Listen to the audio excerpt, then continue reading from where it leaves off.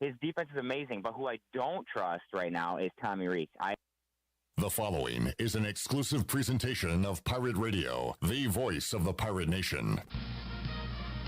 Pirate fans, welcome to the U.S. Cellular 5th Quarter Postgame Call-In Show, brought to you by U.S. Cellular. Be sure to visit one of ECU graduate Brandon Tate's Platinum-certified U.S. Cellular stores and experience the highest standard of customer service. Call in on the live line at 317-1250. Now, with a complete recap of the game and your phone calls, live from the Pirate Radio studios, here's your host of the U.S. Cellular 5th Quarter, Clip Brock. All righty, 317-1250 on the Pit Electric live line. It is the U.S. Cellular 5th Quarter Call-In Show. We do it after great Pirate wins. We do it after embarrassing Pirate defeats.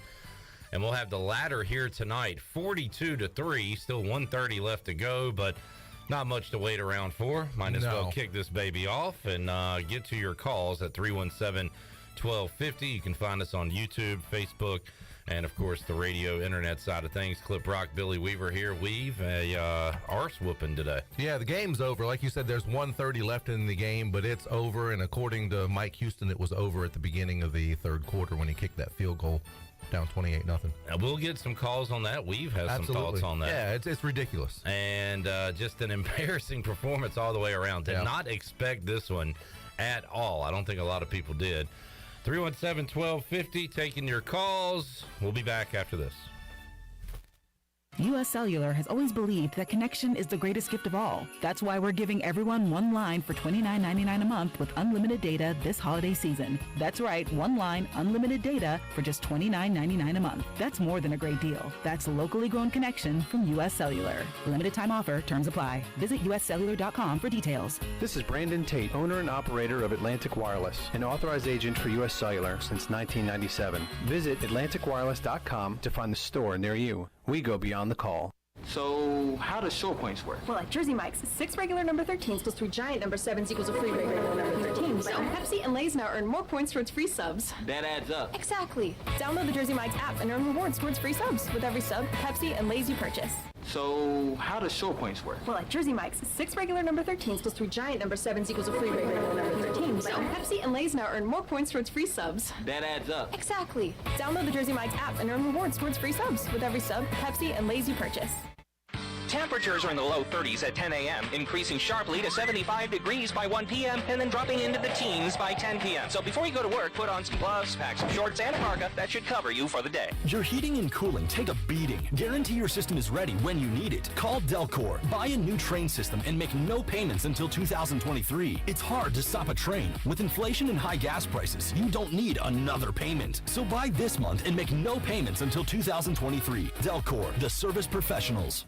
UBE and PirateWear.com is excited to offer Pirate Nation the largest selection of new ECU merchandise and tailgate supplies ever. UBE has the best prices in town, so that makes UBE your one-stop shop for all things ECU. UBE does daily restocks of Champion, Adidas, and Under Armour. Don't forget to bring your young Pirates in to plunder the Crow's Nest, which is the only kids store dedicated to ECU. Plenty of free parking uptown in Greenville. Visit them at PirateWear.com. Go Pirates! All anniversaries are special, but because it's Bostic Sugg Furniture's 85th anniversary extravaganza, we packed a lot into our big extravaganza with not one, not two, but 3 ways to save. Extra 10% off, plus $19.37 local delivery, plus 6 months special financing on all in-stock and custom orders. Change your mattress, change your life, and get 48 months special financing during the big 85th anniversary extravaganza on now at Bostic Sugg Furniture.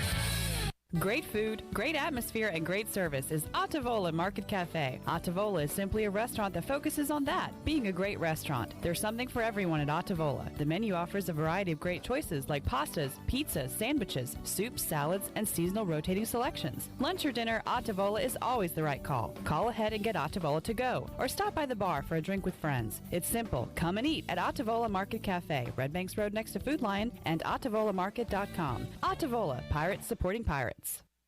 Are you ready for some football, Pirate Nation? Bud Light is America's favorite light beer and the official beer of the ECU Pirates. When planning your fun times this football season, be sure to pick up some Bud Light at your favorite retailer. Bud Light carefully brews their beer to be perfect for anywhere there's fun. Because when there's fun, Bud Light is there. Get ready to have fun this season, Pirate Nation, and always stay in the game and drink responsibly. Bud Light, the official beer of the ECU Pirates, and proudly distributed by Carolina Eagle Distributing since 1989. This is Amanda Houston, and you're listening to Pirate Radio, the voice of the Pirate Nation. Go Pirates!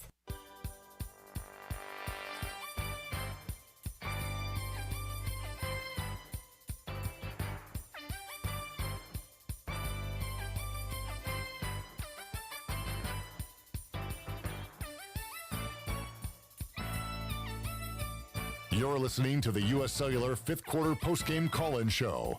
Here's Clip Brock.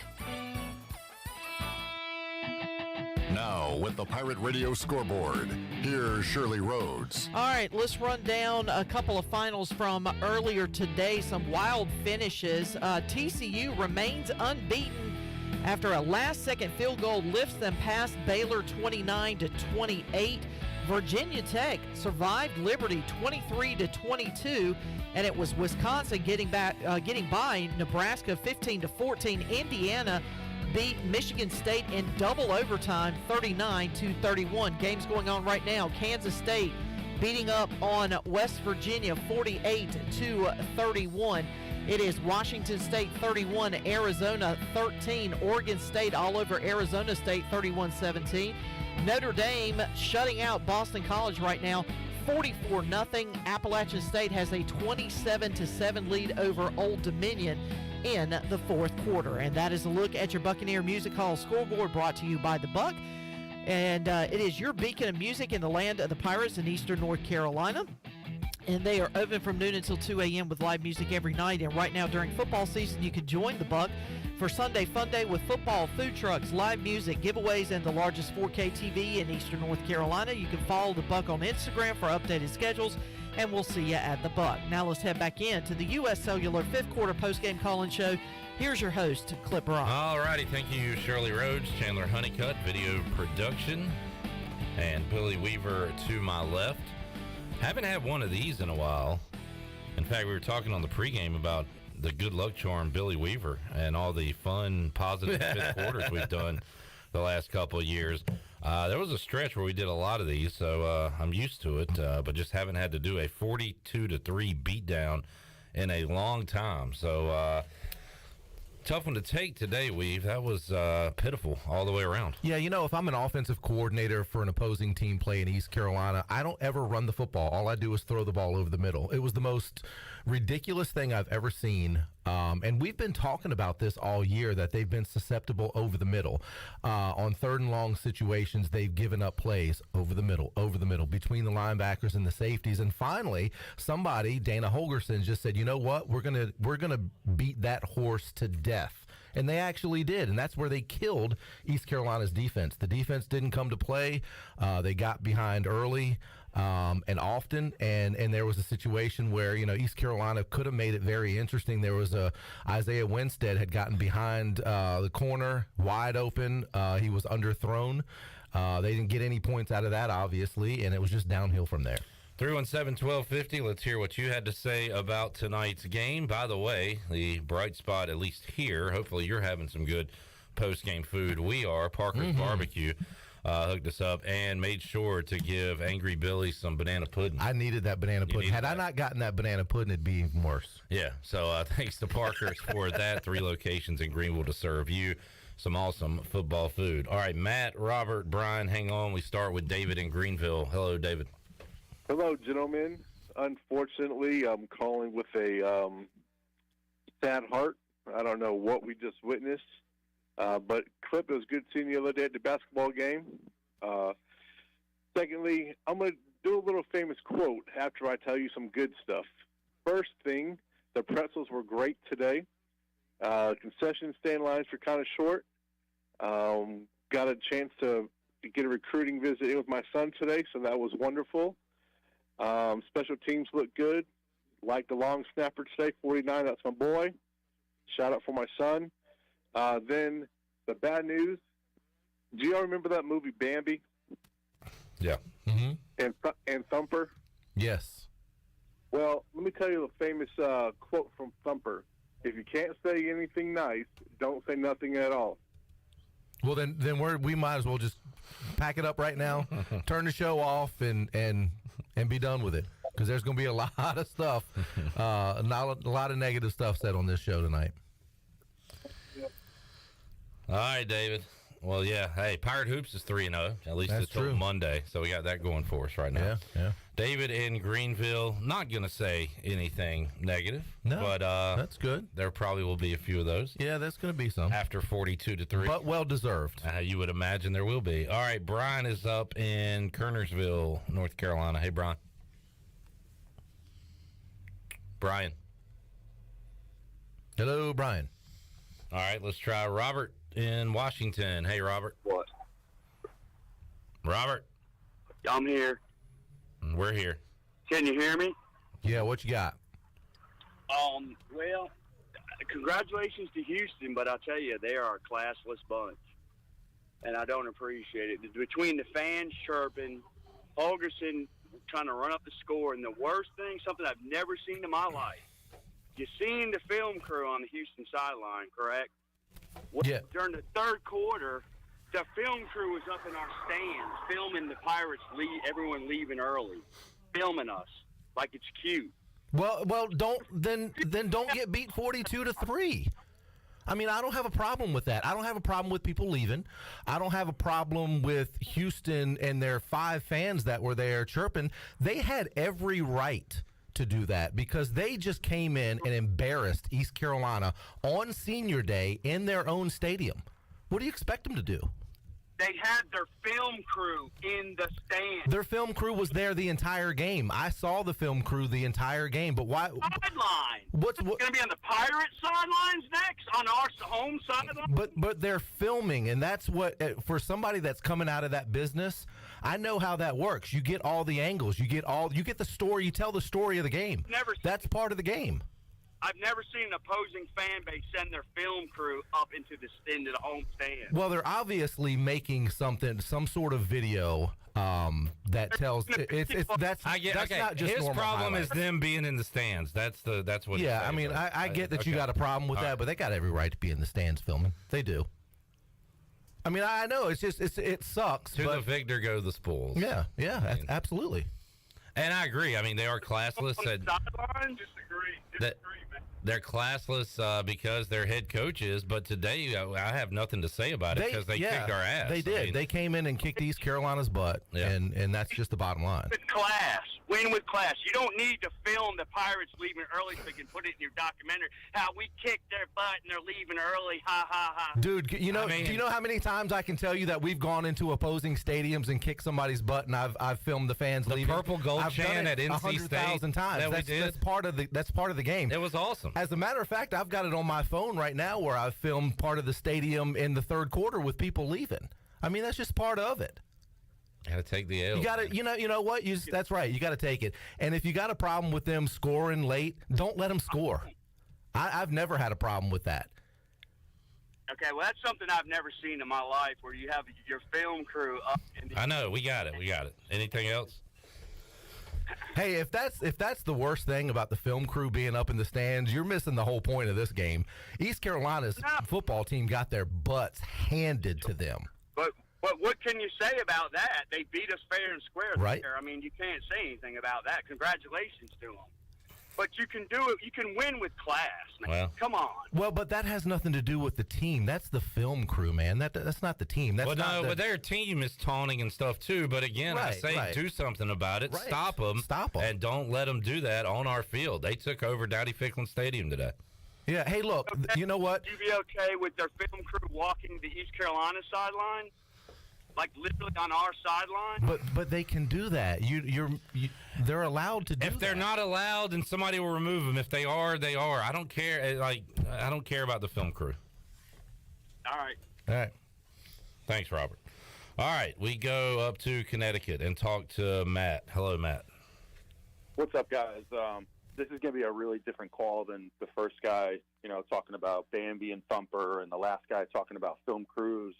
I say credit to Dana Holgerson today. Houston was kicking our ass, and they didn't take their foot off the gas, and we didn't fight back. So I say all credit deserved to Dana Holgerson in Houston. Guys, this was a total program failure today. And it wasn't just one thing. It was everybody. It was the head coach who clearly didn't have the team prepared to play a game today. I don't know if it was too much talk about senior day, too much emotion, too much emotional attachment to this thing, but this team was not prepared to play. I'm the first to give Blake Harrell all the credit in the world, but this defense was atrocious today. Donnie Kirkpatrick, the game plan was horrific. I have no idea what we were trying to do. To only be able to manage 3 points against this team today is an indictment against the entire system. And fourth, guys, I don't call out individual players, but the players need to really take a long look in the mirror today, because I saw on a few occasions early in this game where players were not playing hard and not hustling and not running to the football on defense.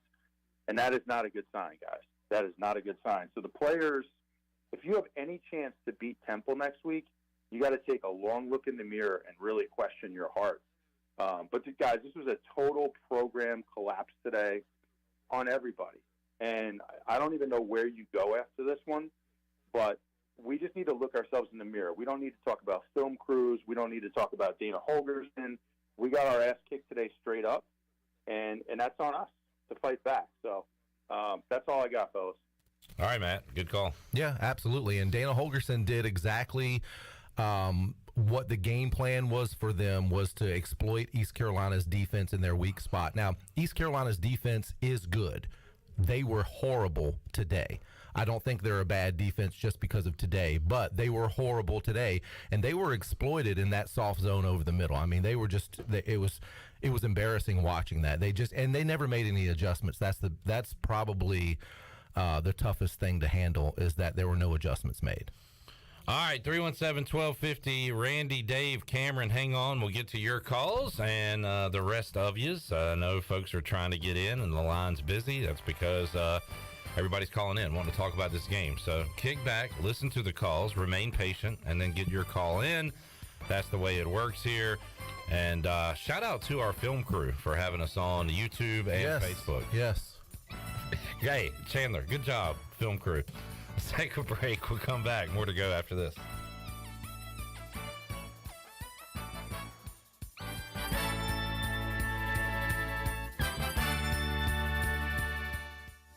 It's bow time. Why are Bojangles Chicken Supremes called Supremes? Well, with golden crispy chicken tenderloins this juicy, tender, and full of bold flavor, what else would you call them? Superbs? Nah, that would be weird. Get your Chicken Supremes combo today with a scratch-made biscuit, your choice of fixin', legendary iced tea, and have you heard there's a new sauce in town? Try our new creamy buffalo sauce when you get a Chicken Supremes combo today. It's bow time. Do you need custom t-shirts, apparel, or promotional items for your business, organization, or event? Keep it local. Print it local with University Sportswear. UniversitySportswearENC.com is your one-stop shop for all promotional products for your business. With over 1 million items to shop from, UniversitySportswearENC.com offers high-quality products at prices to fit any budget. Visit UniversitySportswearENC.com for contact information and to get shopping. UniversitySportswearENC.com, the official sportswear provider of Pirate Radio. Do you have an old injury or some pain that's been holding you back all year? It's time for you to get better. With Kinetic Physical Therapy and Wellness, we can help you get your life back. Whether you need to get back to a sport, back in the gym, or just back to enjoying life, our team of specialists use a one-on-one, hands-on approach in our state-of-the-art facility to get you back moving again. Don't settle for where you are. Don't stay in pain. Visit kptonline.com today to see how Kinetic Physical Therapy and Wellness can help you live well, move more, and hurt less. You've worked hard to make your business successful, and that's why it's really important to always have a bank that's in your corner when you need them. This is Chris Richards from First Bank, and our experienced team of local bankers includes Lee Watson, Ashley Capps, Bonner Latham, Josh Hooten, and Heath Nisbet. To get the business services that are right for your business, come and see one of our experienced team members at First Bank on Arlington Boulevard in Greenville. First Bank, together with our customers, we're creating a world where individuals and communities thrive. Member FDIC. Hi, this is Jeff Charles for my friends at Ed Watkins Marine. I've known Ed personally for years, covering his winning performances on the football field and on NASCAR's pit road. Now Ed is winning on the water, and you get to win too. You win with awesome prices on boats from Ed Watkins Marine, and of course, great service after the sale. If you're looking for a new boat, contact Ed Watkins Marine today. They will deliver anywhere. Find them online at edwatkinsmarine.com and tell them The Voice sent you.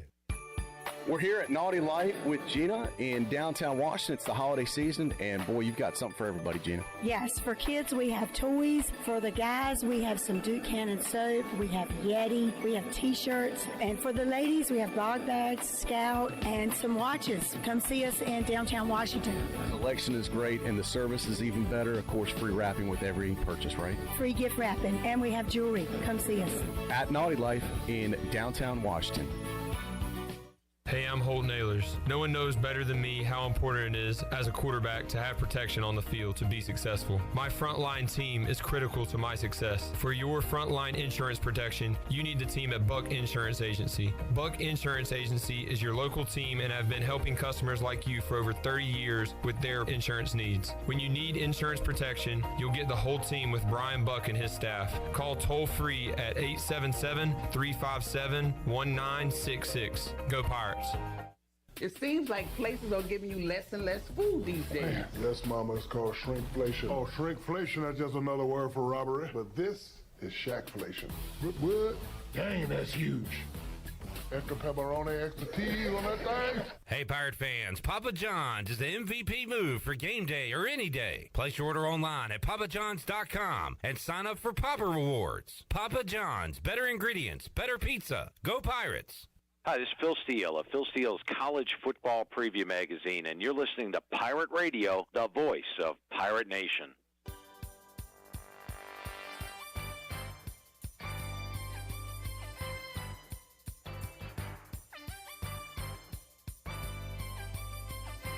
You're listening to the U.S. Cellular fifth quarter postgame call-in show. Here's Clip Brock. All righty, 317-1250, U.S. Cellular fifth quarter call-in show. 42-3, the final score tonight. Houston, all over East Carolina. Kyle, Randy, Dave, hang on the Pit Electric live line. We go to Cameron in Greenville. Hey, Cameron. Clip, Billy. You know what? That was embarrassing. That was embarrassing. It's kind of ironic that our seniors pay tribute today to the person that recruited them with a Scotty Moe type like performance. Listen, Billy, I want to say props to Billy Weaver. He's been calling it all year about how our defense is living on thin edge, playing the zone. And props to Dana Holgerson because he went into this game looking like, hey, forget running the ball against this team that has a pretty good run defense. We're just going to throw it across the middle on their zone and just eat them all day long. And it worked. And we've been living on edge all year long. I would be surprised if any team we play the rest of the way, whether it's Temple or in a bowl game, if they don't just pass the ball 90% of the time on us. Now, with that being said, offensively, I don't even know what to say. It's the same thing every year. We have the most bipolar offense in college football. 1 week, Donnie Kirkpatrick seems to know what he's doing. 1 week, Holt Naylor seems to be the best quarterback in the world, and then the other week, he's horrible. It's such a bipolar offense, and it's very frustrating to have to sit there and watch all year long. And, thank goodness we don't have to see, I guess, another home game like that this season. But props to the seniors who've rebuilt this program. Listen, we've got a problem with the backup quarterback position. Mason Garcia has not had hardly any quality reps apart from that Navy game a couple years ago, and that is a serious problem going into next year. The season's basically meaningless until the bowl game. Then the game next week against Temple's meaningless. We need to find a way to get Mason Garcia, if he's the quarterback of the future, in the game for some meaningful drives. I don't care if we win or lose. We've got to get this guy some playing time. Or if not, we have to go in the transfer portal and get a quarterback that has some experience. Lastly, Johnny Kirkpatrick. I'm done with Donnie Kirkpatrick. Get him out of here. And Holton Ahlers is the most overrated quarterback in East Carolina history. Go Pirates, and how about those East Carolina basketball team, man? Mike Schwartz is the man. Go Pirates. All right, there's Cameron in Greenville. Hey, Cameron, I agree 100% with getting Mason Garcia some quality snaps. I wanted to see more of it today. So listen, and this is my thinking on this, and this is what aggravated me to no end at this football game. You're down 28-0. You're inside the 10-yard line. Your drive stalls, and instead of going for it like you've already gone for it a couple of other times, I understand they went for it on 4th and 8 because you're in no man's land. I get that. But you're down 28-0. 3 points does you nothing. All that does is avoid the shutout. I don't care. I mean, so it makes a difference that it's 42-3 as opposed to 42-0. It's still a terrible, horrible loss. Why kick the field goal there? That tells me you've already conceded the game. You've already said, okay, you know what, we're done. Now we're just trying to avoid the embarrassment of being shut out at home. If that is the case, why not put Mason Garcia in immediately on your next drive? I'm screaming in the stand saying, okay, you've conceded. Now let's see Garcia. There's no reason for Holton to be in there. I understand that it's senior day, but you know what? He had his moment. They've played like crap. Now it's time to get some valuable playing time for Mason Garcia. There's some people on here that say, well, Mason's not the answer. Obviously, he was 2 for 5 and he took a bad sack. Well, you know what? Everybody else on that offense had already quit playing by the time Mason Garcia got in. That's the problem I have, is that if you're going to kick that field goal and say, okay, we're going to stop trying, then put Mason Garcia in. 100%. And you cut a 4-possession game to a 4-possession game with that field goal. You accomplished 0. Nothing. And you said it correctly there, Weave. Well done. All right, let's go to Dave in Winston-Salem. Hello, Dave. Hey, how's it going, guys? I'm watching you on TV. Anyway, I was at the Cincinnati game last Friday night, cold, and great atmosphere to watch a game. But, you know, it just seems like Houston studied the game film, and it also seems like, I agree with Jeff Charles, it seems like they just had a big hangover from that game, and you look at the way Keaton Mitchell was just KO'd. CJ at the end of the game. I mean, it just seems like they took it harder psychologically than maybe we would have ever estimated. So, you know, I'm kind of looking for you guys to talk about that. Like, you know, Houston came in. You got an NFL-level quarterback. You got NFL receivers, those two guys. I don't know their names, but I saw that they were probably going to get drafted next year. So you got some real talent, and I think they just came in and, you know, they came up against a school that just had a really tough loss last week. That's kind of how I'm spinning it. That, you know, I don't agree with Cameron and the previous guy who talked about, you know, going in the portal. I mean, you know, we've got to give Garcia a chance, and I'm really kind of, you know, last year and this year, I mean, I just don't believe in bashing the offensive coordinator. We've got some great talent on that team, and, you know, Keaton Mitchell broke some runs today. So I want you guys to talk about this possible big letdown and this big psychological letdown from last week and how it transferred over to a butt whooping today. What do you think? I don't think it was a psychological letdown. I don't think it at all. I think Holgorsen just took advantage of what the defense has been giving not only Cincinnati, but everybody that they've played this season. They've been giving them over the middle. They've been giving up big yardage on third downs. There was a 3rd down and 15 earlier in the game where they gave up 43 yards on 3rd and 15 earlier today in this game. That is just unacceptable. They've been doing that all year. I've been screaming about that, the 3rd and long situations and the cushions and the open over the middle. Holgorsen saw that and said, you know what? We're going to go into this game with the attitude of taking exactly what the defense will give us. They're giving us that open middle, and they took it all day long. And once so I don't know if it was a hangover as much as it was a game planning by Holgorsen and Houston to say, okay, we're going to go in there and exploit what they do worst on defense. It's a good defense. It really is. As a matter of fact, there were times where they made some really good hits behind the line of scrimmage, stopping the run game. There were no long plays given up. Everything was over the middle. Yeah, those two big plays in Cincinnati, I mean, it was shocking, and they were down near my end zone seat, and I mean, my mouth dropped, when it was just there was no defender deep, and I mean, who's playing safety? You're supposed to be down there in center field, the last stop, and so that's a good point. And let me see what else. Yeah, I mean, I think you go up to Temple. I don't, as far as keep putting Garcia in next week, Holton's a senior. You go up there, you regroup, and you win.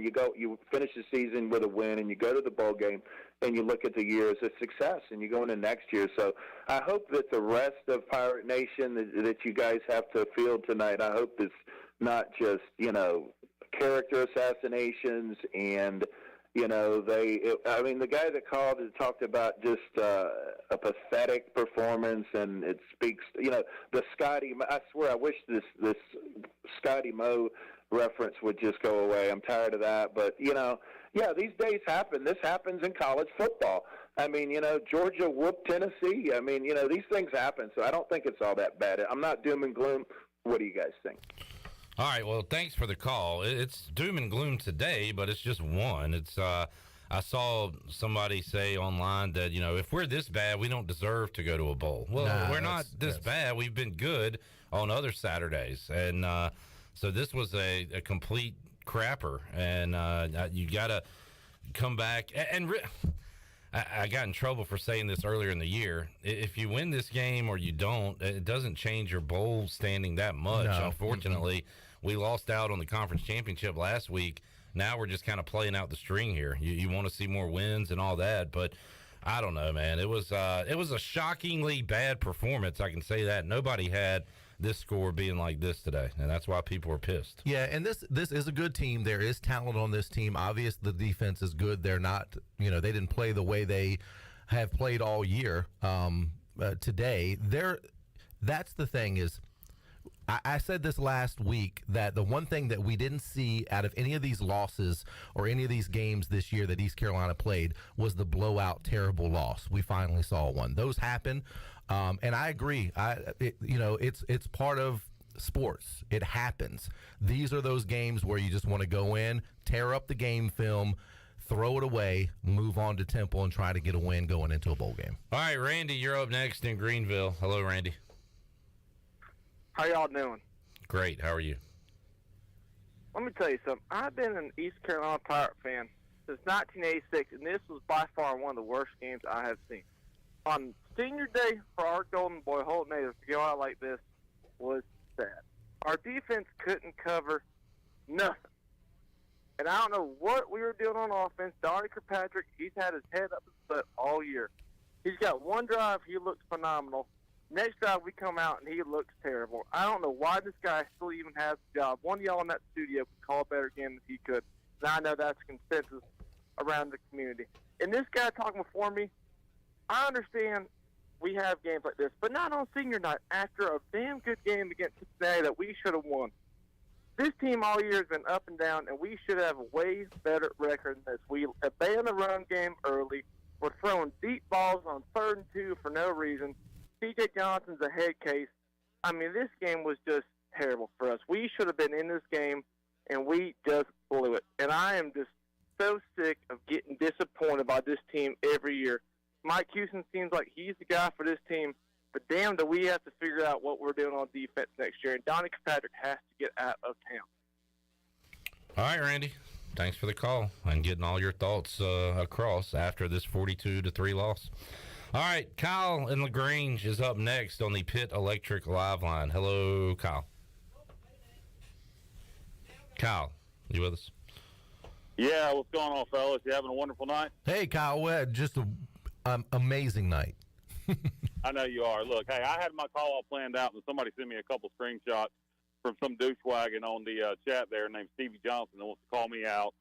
So I'll address him. Stevie Johnson, if you want to address the big dog, you're going to get to feel the bite, baby. You mentioned me calling out fans for leaving early. You wanted to know if I stayed to the end. Yeah, I stayed pretty much to the end, to the very end of the fourth quarter, with neuropathy caused by chemotherapy in my fingers, face, and feet, stinging like crazy. So, yeah, I was there to the end, you ass clown. Now, with that said, today's performance, I do think, offensively, had a lot to do with the hangover from the Cincinnati game. Me and Matt Simmons, the former ECU linebacker, were talking Wednesday. He said there's been too much talk about Cincinnati and too much talk about Senior Day and not enough talk about Houston. Okay?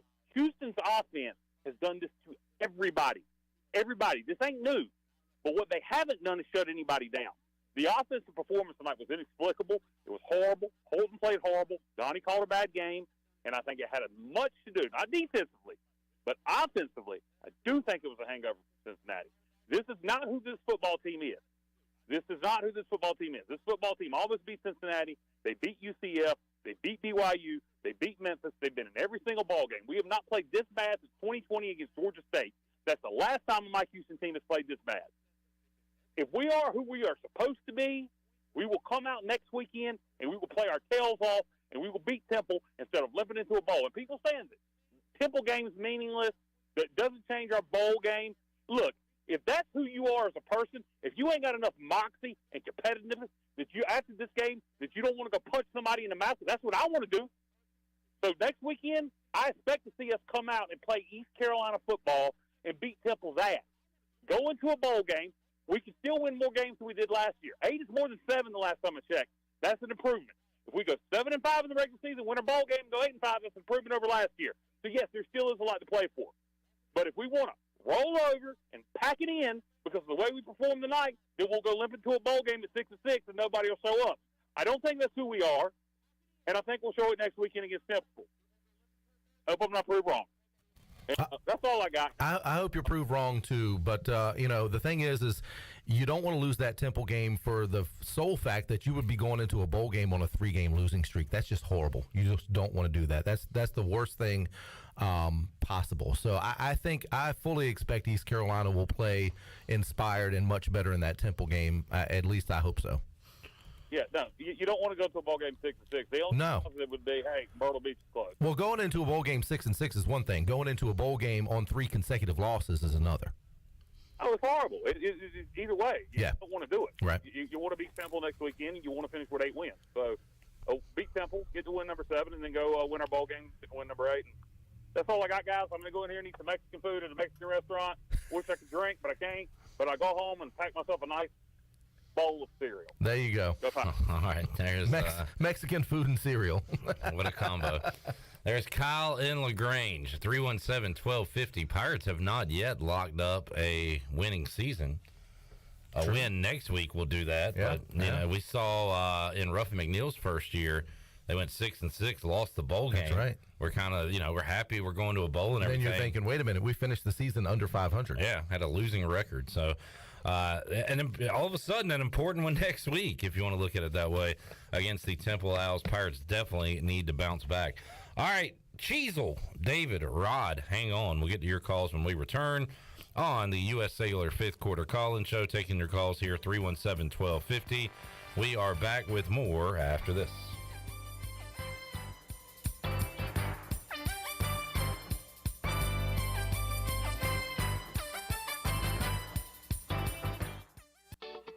This is Holt Nailers. I've been eating at Parker's Barbecue since I was a kid.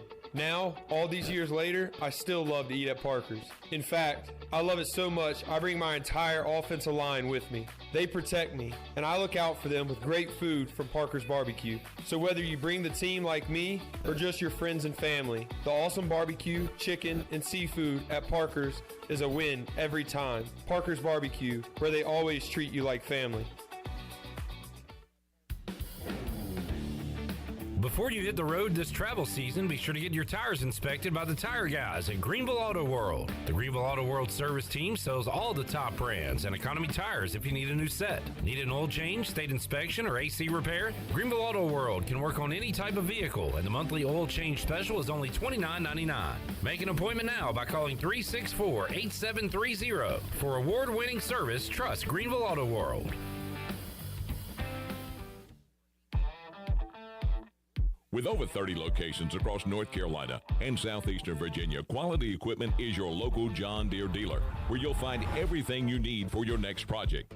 Our complete lineup of John Deere lawn and garden, agricultural, and commercial worksite equipment comes with years of experience, expertise, and dedication. We know what it takes to get it done right.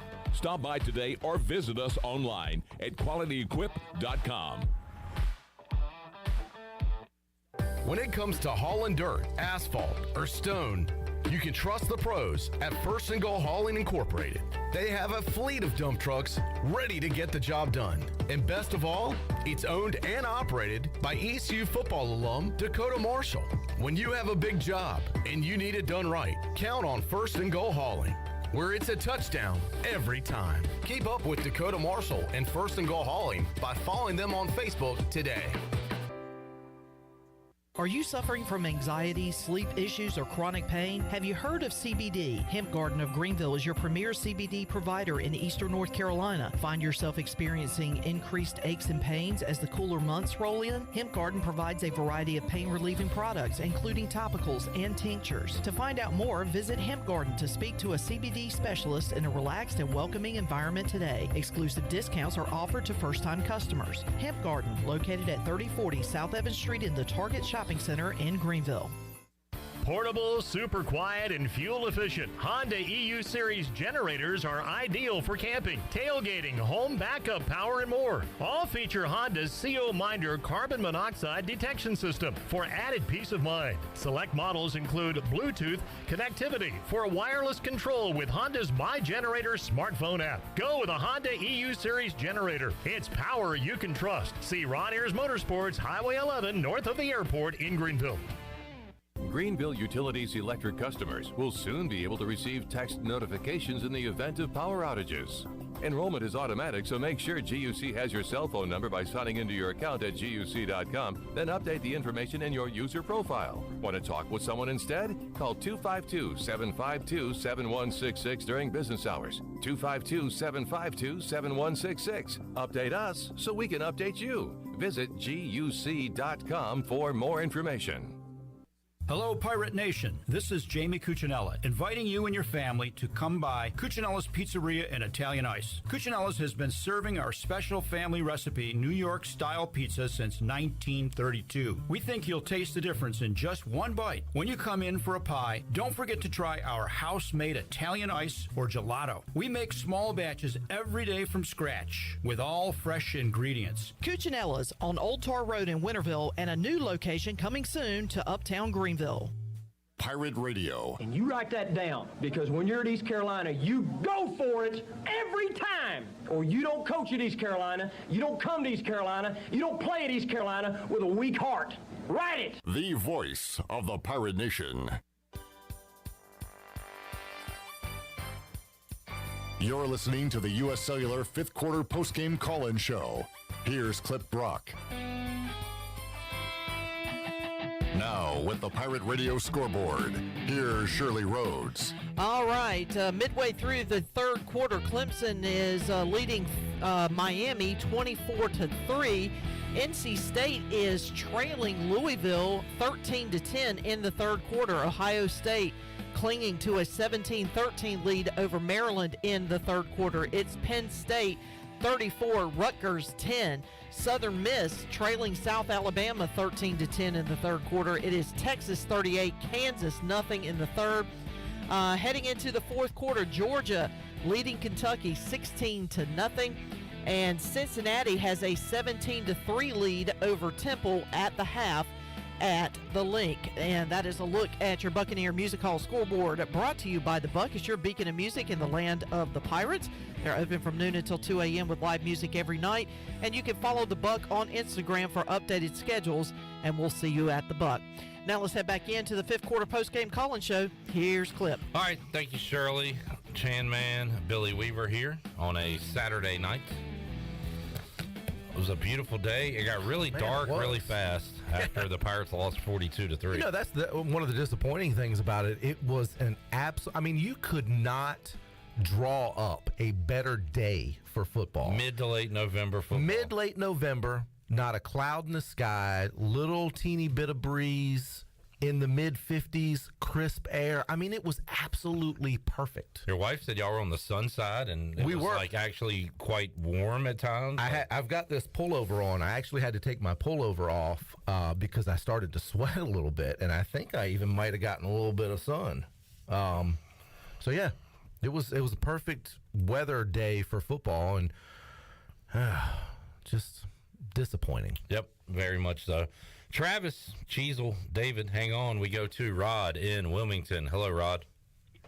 Hey, gentlemen, how y'all doing this evening? This one here was a tough one to take, boy. I tell you that.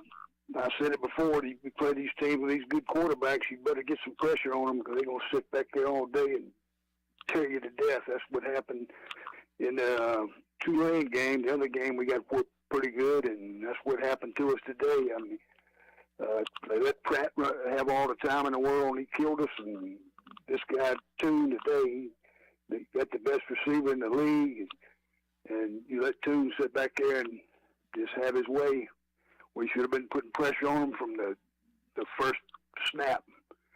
And I think that defensively, but offensively, I mean, in the Tulane game, we had a little bit of offense today. I didn't see any intensity whatsoever out there, except for Keith Mitchell. He was one guy that was really putting second, third effort into everything. But I saw guys that just looked like they were sluggish, and I don't know why. Unless they were thinking, well, that defense of Houston giving up all these points is going to be easy. But, you got to have 11 guys playing with maximum intensity out there to win games like that.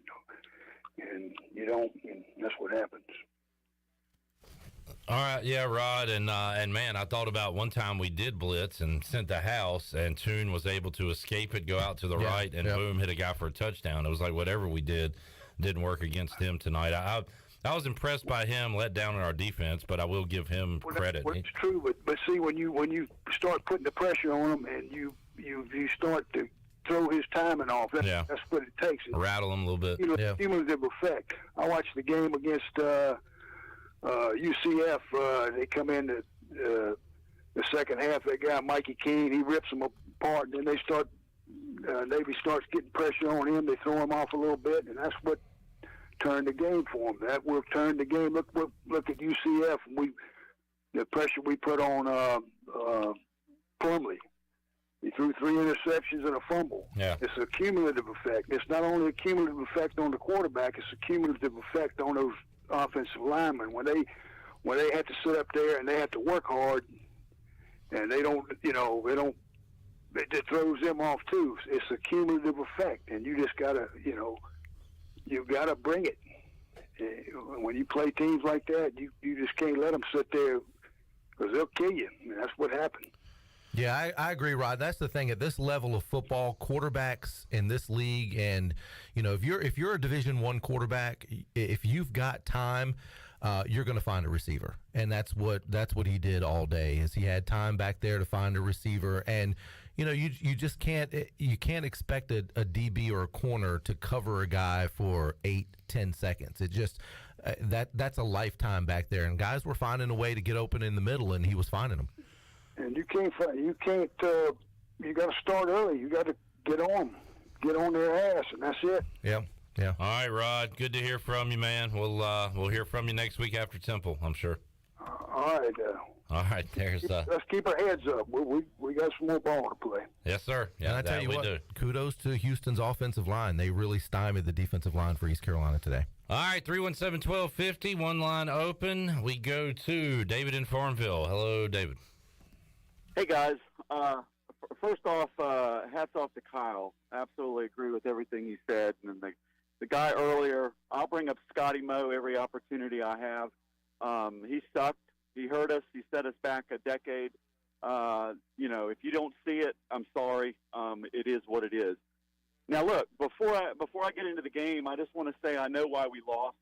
I got a great friend, but when he got into the car with the wrong hat on, I knew right then and there we were in trouble. And sure enough, he never took it off. And I just want to say, Newton, get another hat. So, look, you could see real quickly where it was going to go, the first two series. This is the second game in a row where the officiating has decided they're going to let them play in the secondary. We're going to throw this 50-50 ball, hoping that we can get a pass interference call to maybe extend the play. But when you got second and long and you throw the ball long, third and long, you throw the ball long. Okay, so we're going to go for it fourth and long. We're going to throw the ball long. And it didn't work out. And that put us behind the 8 ball. I mean, the first two series, we didn't even have a first down. All in all, the play calling, where were the slants? Where was the over-the-middle passes?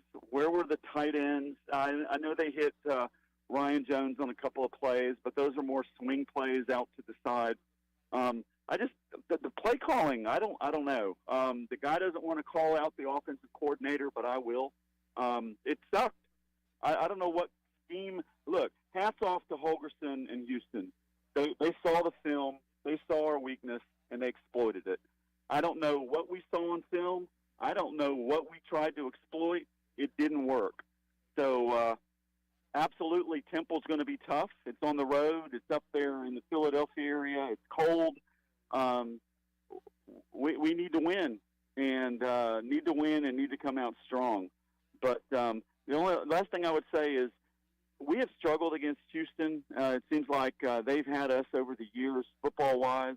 But I just don't know what happened today. 42-3. They're up 30-something to 3, and they're going for it on 4th and goal. And they didn't want to kick a field goal. They wanted to run it up. Holgorsen's on the record for saying he doesn't want to come here. He doesn't want to come here ever again. He doesn't want to ever see ECU again on the schedule. So, regroup. You better figure something out because today wasn't it. And I'll hang up and listen. All right, David. Thanks for the call. Yeah, David, good point as far as, you've got to, at some point, you've got to make adjustments. I said that earlier in the show that East Carolina didn't do a good job of making adjustments defensively or offensively. I think you're exactly right that they were trying for those 50-50 balls, a lot of hands, a lot of stuff going on. They were looking for flags. Well, when the refs were not calling that, then you got to change gears. You got to make adjustments, and that didn't happen today. Yeah, we still don't see many screens or anything like that. And you know what? That's the time. It is exactly what David said. They were looking for those 50-50 balls. They were trying it deep. I get that. If you want to try that early, the refs are not throwing the flags. I think they only threw one pass interference flag in favor of East Carolina. One on CJ, I remember. Yeah, absolutely. So they weren't getting that. So that's when you start working over the middle. That's when you start working the screens, get your tight ends involved. So, David, I agree 100%. There just was not enough adjustments made defensively or offensively today. All right, we go to Cheezel in Maryland. Hello, Cheezel. Boys, how we doing? Well, been better. Hopefully you're okay. How are you, Cheezel? Had a few pints, washed that one off. Mm-hmm. But, hey, listen, not that this really matters, but the officiating has just been atrocious the last couple of weeks. I mean, not like the first down on the face mask. How is that not called? I mean, this is getting crazy, especially after the missed calls last week. But listen, I'm not going to sit here and bash any individual player. I will say, the third caller said it, system failure, top down. I am excited about the Garcia era, though.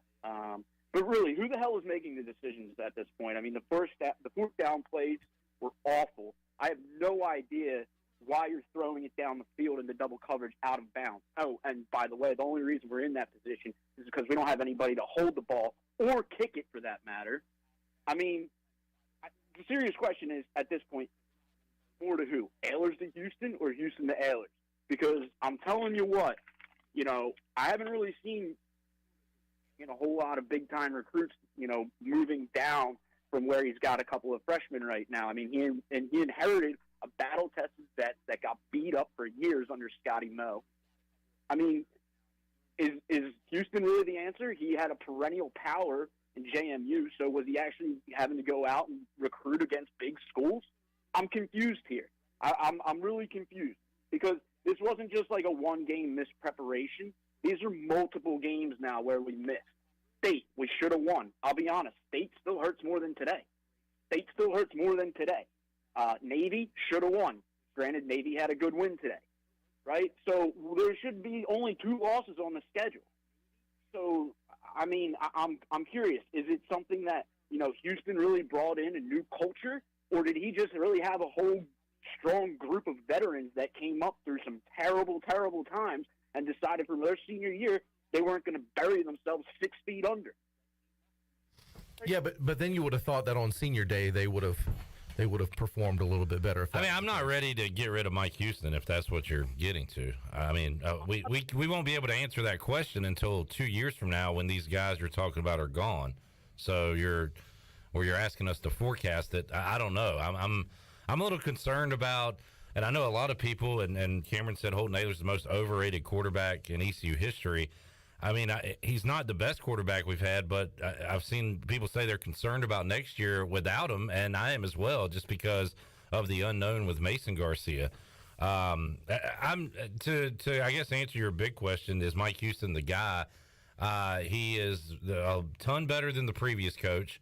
I think he is a good football coach, and I'm definitely not ready to give up on Mike Houston. No, I'm not either. And it's something that it kind of peeks into my mind. I just want to know what the coaches, I would love to know what the coaches really, really, really 100% truthful think about Mason Garcia, because there seems to be something there that maybe there's not a whole lot of confidence in Mason Garcia. And that's just from the outside looking in. I have no idea.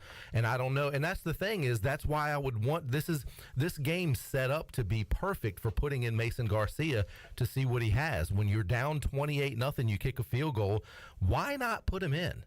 Let us, the fans, see what see what the coaches see in practice. And maybe there's something to that they don't have any confidence in him. I don't know. That's why I just truly would want to know what the coaches really think of Mason Garcia, and if they think he definitely is the future of this team. Cheezel, anything else? No, I mean, listen, I think everything you said is true, but I have a firm belief that, we're getting a little bit fleeced here. I think that Mike Houston is not necessarily going to be in a long-term coach. I think he looks at us as a stepping stone. Well, yeah. Well, who doesn't? Sure he does, but I think aside from Ruffin McNeil, every coach that's ever come here has looked at it. Maybe Steve Logan would have stayed longer. I don't know if he looked at it as a stepping stone, because I think he truly enjoyed it here. He got to where he didn't want to recruit. He didn't want to deal with that situation anymore, and I think that was to his downfall. But I don't know of another coach here that hasn't looked at it as a stepping stone. That's just what it is. Yeah. It really is. And that may be the case, and could be an unfortunate case. It is the case. It is the case. Until East Carolina gets to a certain level, it is the case. And even then, it'll still be the case, because we've seen Lincoln Riley go from Oklahoma to USC. I was about to say every the same job thing. is a stepping stone. I was about to say the same thing. Unless you're at Alabama, or you're at, I don't know, maybe USC or Notre Dame, or one of the. Brian Kelly went to. This is true. LSU. I think aside from Alabama, who else do you put? Maybe LSU. Our stepping stone is smaller than theirs, but every job is a stepping stone, just about. So that's just the way every it's coach is looking for the bigger, better deal. Well, let me ask you this then: if those 2 extra wins that come on board with Navy and NC State, this becomes a much more lucrative and a much more hot job on the market. We're not going to have to worry about that now, because Mike Houston's going to be back next year. That's right. So we think. Let me ask you this then: how about Hugh Freeze down at Liberty? Would you take Hugh Freeze over Mike Houston? No, I think I'm just Hugh not. Freeze has done more as a football coach. Yeah, than but Mike I'm not Houston. in the camp of getting rid of Mike Houston. But I'm not trying to fire our coach right now. No. You know what? It's a shame to see what happened to the boys on senior day, but I agree with you on Mason Garcia. I want to know, is he really the real deal? If not, I agree with the other guy that where we got to jump into the transfer portal and get something. Yeah, we might do that. We'll see. All right, Cheezel. Thanks, man. Cheezel in Maryland. Have a good one. All right. Cheers. A lot of questions. 317-1250. Travis is up next in Greenville. Hey, Travis. Travis? All right, let's try Chad. Shirley. Travis is gone. Chad, are you there in Farmville? Chad. All right, let's try Trent. Trent in Wilmington, are you there? I am. Clip, Billy, it's been too long. Clip, I did a trivia with you, Stephen Igo, Daniel Olson back in the day, and Billy, I actually toured the WITN days during my student days from 2011 to 2014. You let me come in and... Oh, wow. There you go. Yes. All right, what's up, Trent? Hey, I just wanted... I'm going to take a complete 180-degree spin here, Clip and Billy. I think, yes, it wasn't the best performance today, but I just want to commend the job that Mike Houston has done as a head coach and the 15 seniors have done, whether they played 1 year as a transfer in or somebody that has stayed, as a multi-year transfer. I look at a guy like Aaron Jarman who came in from Temple that, just did his job really well as a blocking tight end, helped, open a lot of holes for Keaton Mitchell to have success. And, I know people are not very high on Holton and his production, but, he holds a lot of East Carolina records. He holds a lot of AAC records. And Keaton Mitchell is on his way.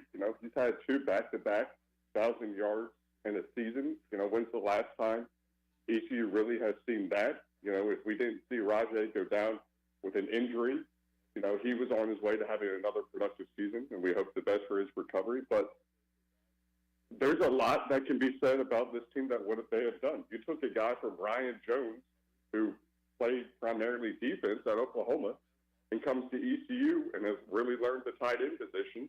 And you would say he's probably one of the best tight ends East Carolina has seen in quite a while.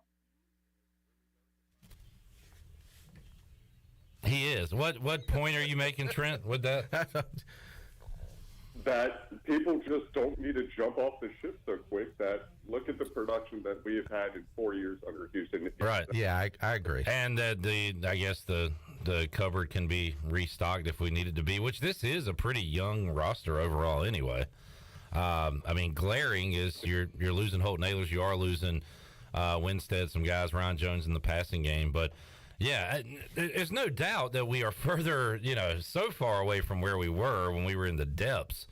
But you just hope that, tonight is a major anomaly and not a sign of things, which I don't think it is. I don't think it is either. That's why it's such a head scratcher, and that's why, some people are saying it's the worst football loss they've had in football and so many blah, blah, blah and all that. It's because the expectations have been set a little bit higher now. It's because East Carolina hasn't seen those blowout losses like they saw under the Scotty Montgomery and the John Thompson errors. So you get used to being competitive, and when you're not competitive, it hurts. It hurts, and you start to second guess yourself and second guess the coaches and all that. Like Clip said, hopefully this is an anomaly. I really do think East Carolina will bounce back. Will they win against Temple on the road? Who knows? I think they will, but I can assure you they probably. I would have to bet that they would play much, much better, much more competitive for sure. And I agree with that, Billy. But I totally, as somebody that has been a youth sports coach, you do everything you can, and sometimes a fluke game happens, or something that you prepare for doesn't go the way it was. And you're right, Billy. It comes down to how do you respond to this? It would be different if this was a trend. But in all these games this season, I think we've only lost by a combined 18 points in 3 games before the BYU game. I mean, just give it time. I know East Carolina fans, as an alum myself, we're very hard on, coaches and players. But it takes time. I mean, I think we've got the right coaches in place. We have the right pieces in place. And I think you brought in some guys like an Isaiah Winstead and a Jalen Johnson that you hear have done the right things with mentoring, the younger guys on the team. And yes, you didn't see a lot of those guys play, but there's some pieces in place that are waiting in the wings. And, maybe this wasn't just the opportunity for them to see it, but, in 2 to 3 years, I think we're back to where we should have been a long time ago. Trent, thanks for the call, man. Appreciate you checking us out tonight. Absolutely. All right. Trent in Wilmington, 317-1250. We go to Banky in Greenville. Hello. Yellow. Hey, guys, can you hear me? Yes, sir. Man, let me tell you what. This might be the most exciting day as a Pirate fan we could ever be. And let me tell you why. because it is the start of a new era, and it is the end of an era. Because Holton Ahlers is officially out of Greenville. Come on now, Pirate fans. Let's get hyped up.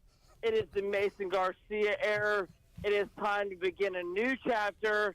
Everyone thinks tonight has to be real sad, and, you know, we can all cry and be little girls about it. But look ahead. Look to the future. It is the Mason Garcia era, and let's get this thing started off right. Good God Almighty, I am fired up. All right, Banky fired up after the 42-3 loss. A new era has dawned. Yeah, that's a different spin on the game. Yeah. Definitely. All right, so hopefully Banky's right, and there are lots of wins and big numbers from Garcia to come, and I would like to see that start next week. I would like to see him get in the game with some drives that matter, get him some meaningful minutes and meaningful snaps. And you know what? That's why I've said this all year, too. I am not opposed to getting in a quarterback and scripting in a drive for him somewhere in the first or second quarter to get those experience reps. Skip Holtz did that when he was here. And I just don't understand. If you know that's going to be that's why I have so many questions. Because if you look at the schedule, you're going to the big house. Do you want that to be the very first college football game for Mason Garcia playing Michigan in the big house? Michigan, the entire offseason, you know what they're going to be showing their team? Film of App State. Do not let another North Carolina football team come in here and embarrass you like App State did. They are going to be so ready for East Carolina, it's not funny. Yeah. And then you're going to be throwing Mason Garcia, an unproven quarterback, to the Wolves. And Mike Houston's obviously playing for wins, to win every game. I get that, too. I get it. But, Billy, you keep bringing it up. If you're waving the white flag today, right? You're not playing to win that game, right? Then put him in. Prime opportunity missed today. So hopefully we see him next week, see him in the bowl game, and see what we got, and give him some important snaps because they're going to be needed heading into next year. All right, Pays, Andy, Kevin, hang on. We'll take a break, come back, more calls on the U.S. Cellular fifth quarter call-in show. Thanks to Parker's Barbecue for the awesome post-game food and for making Billy somewhat happy with some banana pudding. Hey, they do have desserts. It really does. 3 locations in Greenville to serve you. They ship nationwide at parkersbarbecue.com. Thanks for their tremendous support and awesome post-game grub. We'll take a timeout, come back, more of your calls on the fifth quarter. Back with you after this.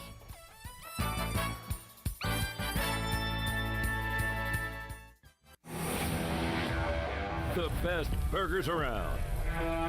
Everyone loves a thick, juicy, and fresh burger. Tiebreakers in Greenville, plus the all-new Tiebreakers in Winterville, do real burgers better than anybody. So don't just go to any burger-themed restaurant chain. It's time to break the chain and eat local. Tiebreakers, real burgers at its best. Everybody loves burgers.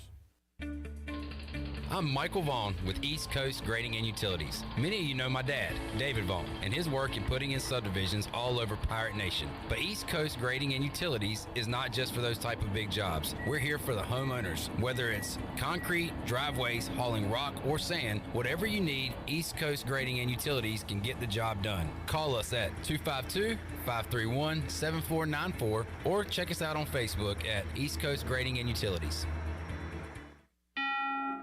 Buying a home? Then you've got a lot on your mind. Now rising rates? It's a lot. This is Timothy Sawyer, your local Rocket Mortgage professional right here in Greenville, North Carolina. With Rocket, you have an advantage. You can lock your rate for 90 days while you search for a home. If rates rise, yours is safe. But if they fall within the first 3 years of buying, you can refinance to a lower rate with exclusive savings. Take the Rocket advantage of calling me, Timothy Sawyer, at 493-0002 today.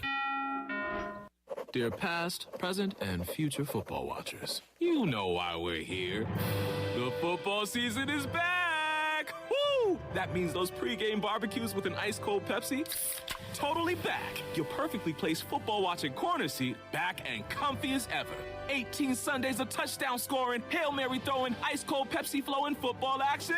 You better believe it's back. And since that's too amazing to miss a single second's worth, Pepsi is officially giving you permission to always put football first. And when we say always, we mean always. Like when your lawn is looking less like a lawn and more like a jungle. If the game's on, then the lawnmower ain't. And those gutters you haven't cleaned, today is not their day. Or maybe those in-laws are back in town. Well, better hope they're football fans because your Sunday is completely booked.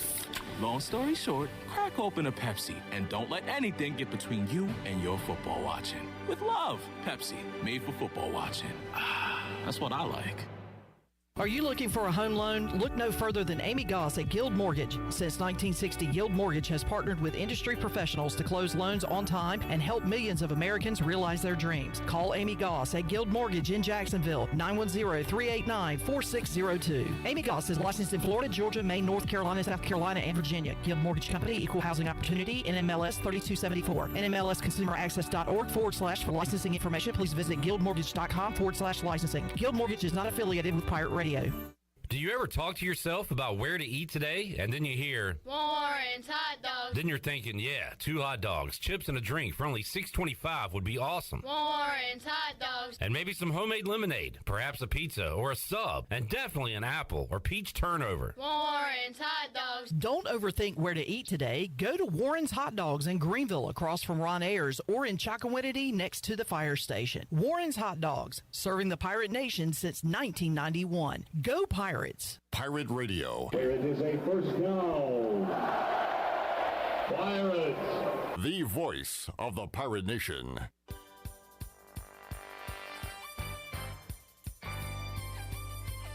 You're listening to the U.S. Cellular 5th Quarter Postgame Call-In Show. Here's Clip Brock. All right, back with you, 317-1250, Pitt Electric Live Line. You are tuned in to the U.S. Cellular 5th Quarter Call-In Show. Be sure to visit one of ECU graduate Brandon Tate's U.S. Cellular locations. Experience the highest standard of customer service. Next to Little Caesars on Charles Boulevard in Greenville, in front of Lowe's on Memorial Drive. Next to Walmart on 10th Street in Greenville, and the U.S. Cellular store in the Greenville Mall behind the Chick-fil-A. I just thought of something. Can't wait to hear it. Not going to be very hard to pick out the Brown and Wood drive of the game. I thought about that late in the game with you, and didn't even bring it up with you, but... And I don't even think we might not have one tonight. We might just talk about Brown and Wood. It's the field goal. Because yes. Really? Yeah. The one you hate so much? Well, I mean, that was the only scoring drive. It was, but are we going to count that? I mean, it's giving you bad... Hey, look, it's counted on the scoreboard, and it's not a shutout loss. So that's all that matters. I think I could find a better drive, maybe where they didn't convert on 4th down or something. Oh, yeah. Than a field goal that you hated. That we all hated, by the way. I hated it. Yeah. Everybody hated it. All right, Randy, Kevin, Andy, hang on. Let's go to B. Pace in Raleigh. What's up, Pace? What's going on, fellas? So, one thing we got to remember, this conference is probably going to ease up a little bit next year. That's a good thing. I think UTSA solid, UAB. There's some teams coming in that play good football, so that'll help us because you look at Michigan, and you look at App State, Marshall, and Gardner-Webb as your first 4 games. I think Mike Houston's going to have to come to a crossroads with Donnie Kirkpatrick. He's either going to, DK's called some good games, but then I think somebody said it's like Jekyll and Hyde. Sometimes it's just bad, and I would take my chances. If you want to improve Mason Garcia, I would take my chances on bringing a new offensive coordinator and a guy that has worked with quarterbacks to get him in there. Because we're going to have to go to the transfer portal for a quarterback. I don't think there's what do y'all think? I don't think there's no question we get in the transfer portal for a quarterback. Well, I think you got to look. I think absolutely you have to look. There's got to be somebody out there in college football, a quarterback that's very, very good, sitting behind somebody or not in a situation that he is comfortable with and wants to get out. That's just the world that we live in right now. So I think you do yourself an injustice if you don't look into the transfer portal. Yeah, because you got to remember, even in when Carden was leaving and Benkert was the guy, they brought Philip Nelson in. And, Philip Nelson pushed Benkert. I mean, there's if, I know Benkert got hurt, and he probably was going to be the starting quarterback from what I was told. I mean, that was when I was kept covering. And, I think Nelson was pressing him. You know, I think Nelson was pressing him for the starting job. Well, that year Nelson was ineligible, right? Because we had to go Blake Kemp and James Summers. I'm talking that's 15. I'm talking about 16. Right, the following year, because Nelson was brought in, but was not. They tried to get him eligible, right? But he had to wait a year. Yeah, they tried to get real last minute. They were still trying to get him Yeah. eligible, but they brought it. You know, he was still. I think he was still practicing, if I remember right. Yeah, and I mean 16. If everything goes right, you had a Nelson versus, you know, depending on what Benkert did in 15. I mean, it's all hypotheticals now, but yeah, they hit the portal even then before the portal was a thing, pretty much. Yeah. Absolutely. So I think that's there. You know, right now, you know, what's crazy about this season is it looks like East Carolina is going to end up 6th in the AAC. And if I remember right, Cliff, did they pick them 6th or was it 5th in the season pro? I know it was definitely in the middle of the pack. Yeah, they had a bunch of teams kind of right there in the middle together. So I don't remember exactly. Yeah, because it looks like we're going to end up 6th in the conference because if we win next, we're 3-4 right now. I don't know who Navy's got left, but we're not going to win the tiebreaker with Navy. Navy's 4-4 in the conference now. You know, SMU's ahead of us. Houston's ahead of us. We've lost to Tulane, lost to Cincinnati.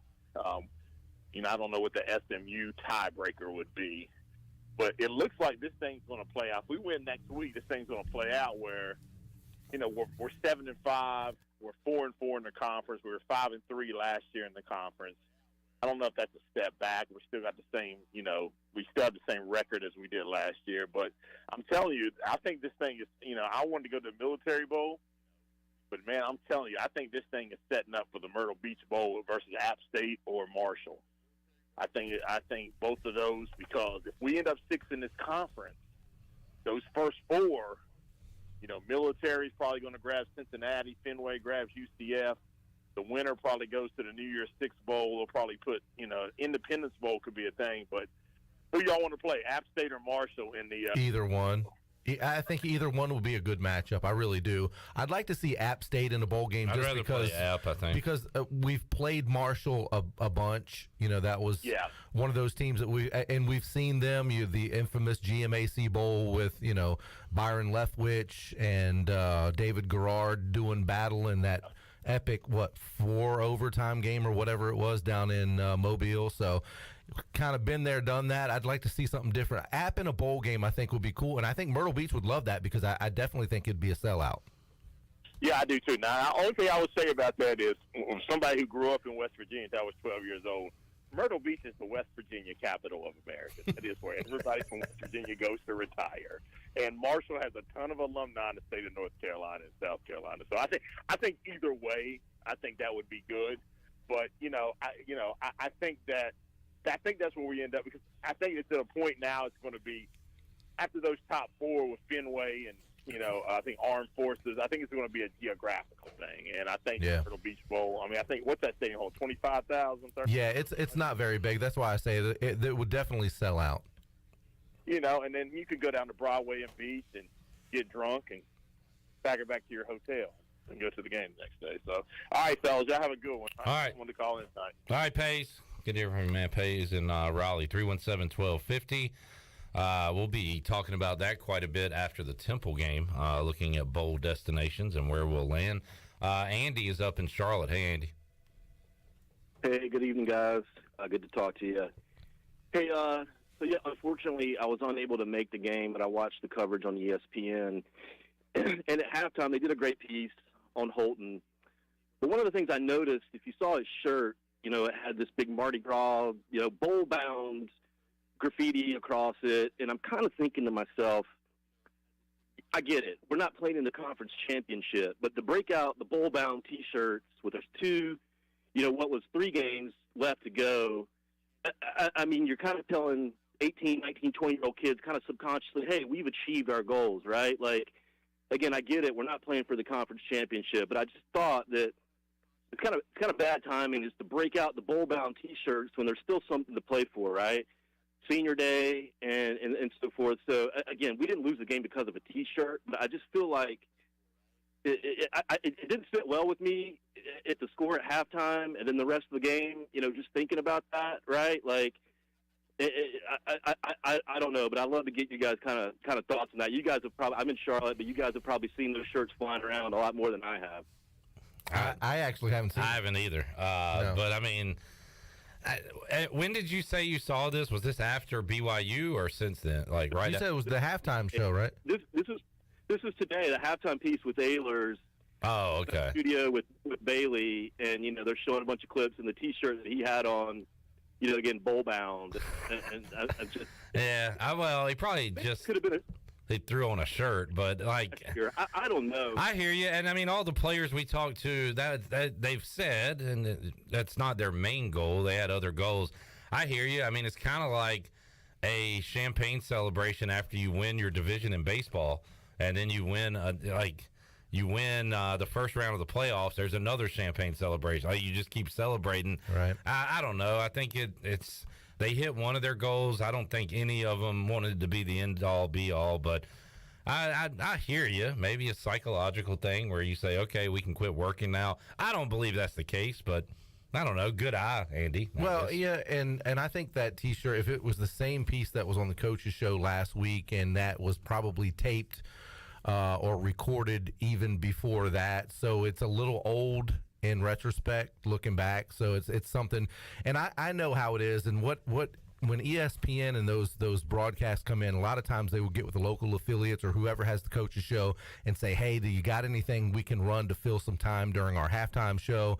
Bailey and those guys probably sent them something over, so I wouldn't expect that was a very fresh story. So Jay says it was on the coach's show last Sunday. Yeah. Meaning if they had that footage, it would have been after the BYU before Cincinnati. Before the Cincinnati. So it's a good 2 weeks old. So I think there's still that fresh, when they got bowl eligible and all. So I wouldn't take a whole lot of that away from that.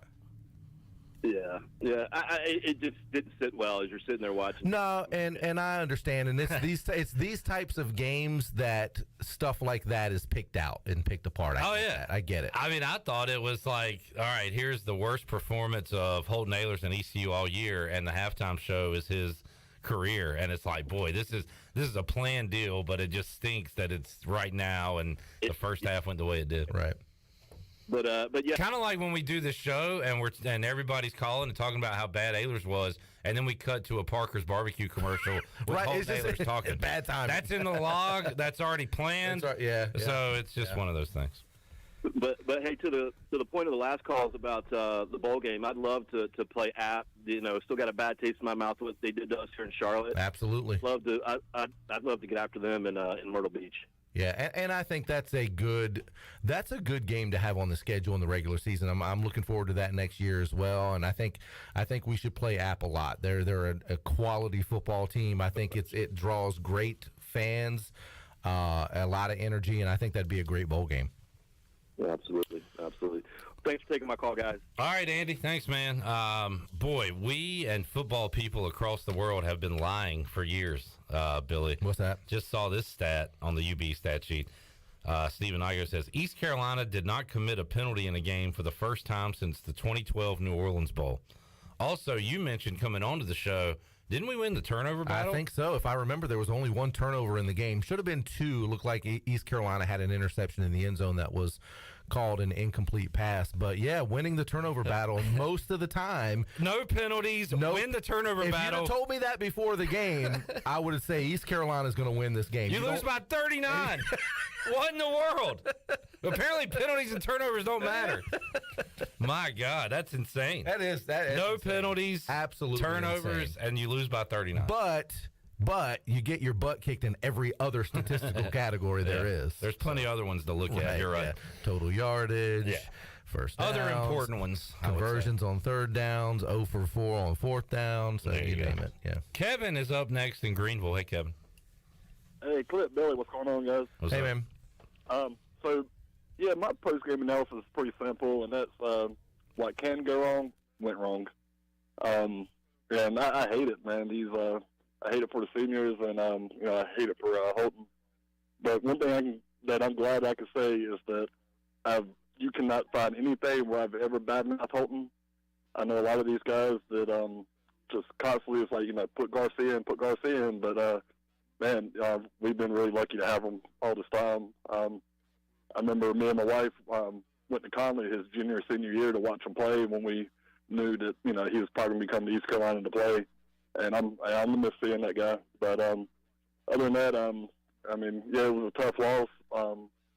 I'm hoping we got another year with Mike. But I have to say is that I do believe that some changes got to be made in the off season, especially with offense and special teams, and hopefully they can bring in a kicking specialist, because that's definitely something that we need some big time improvement on.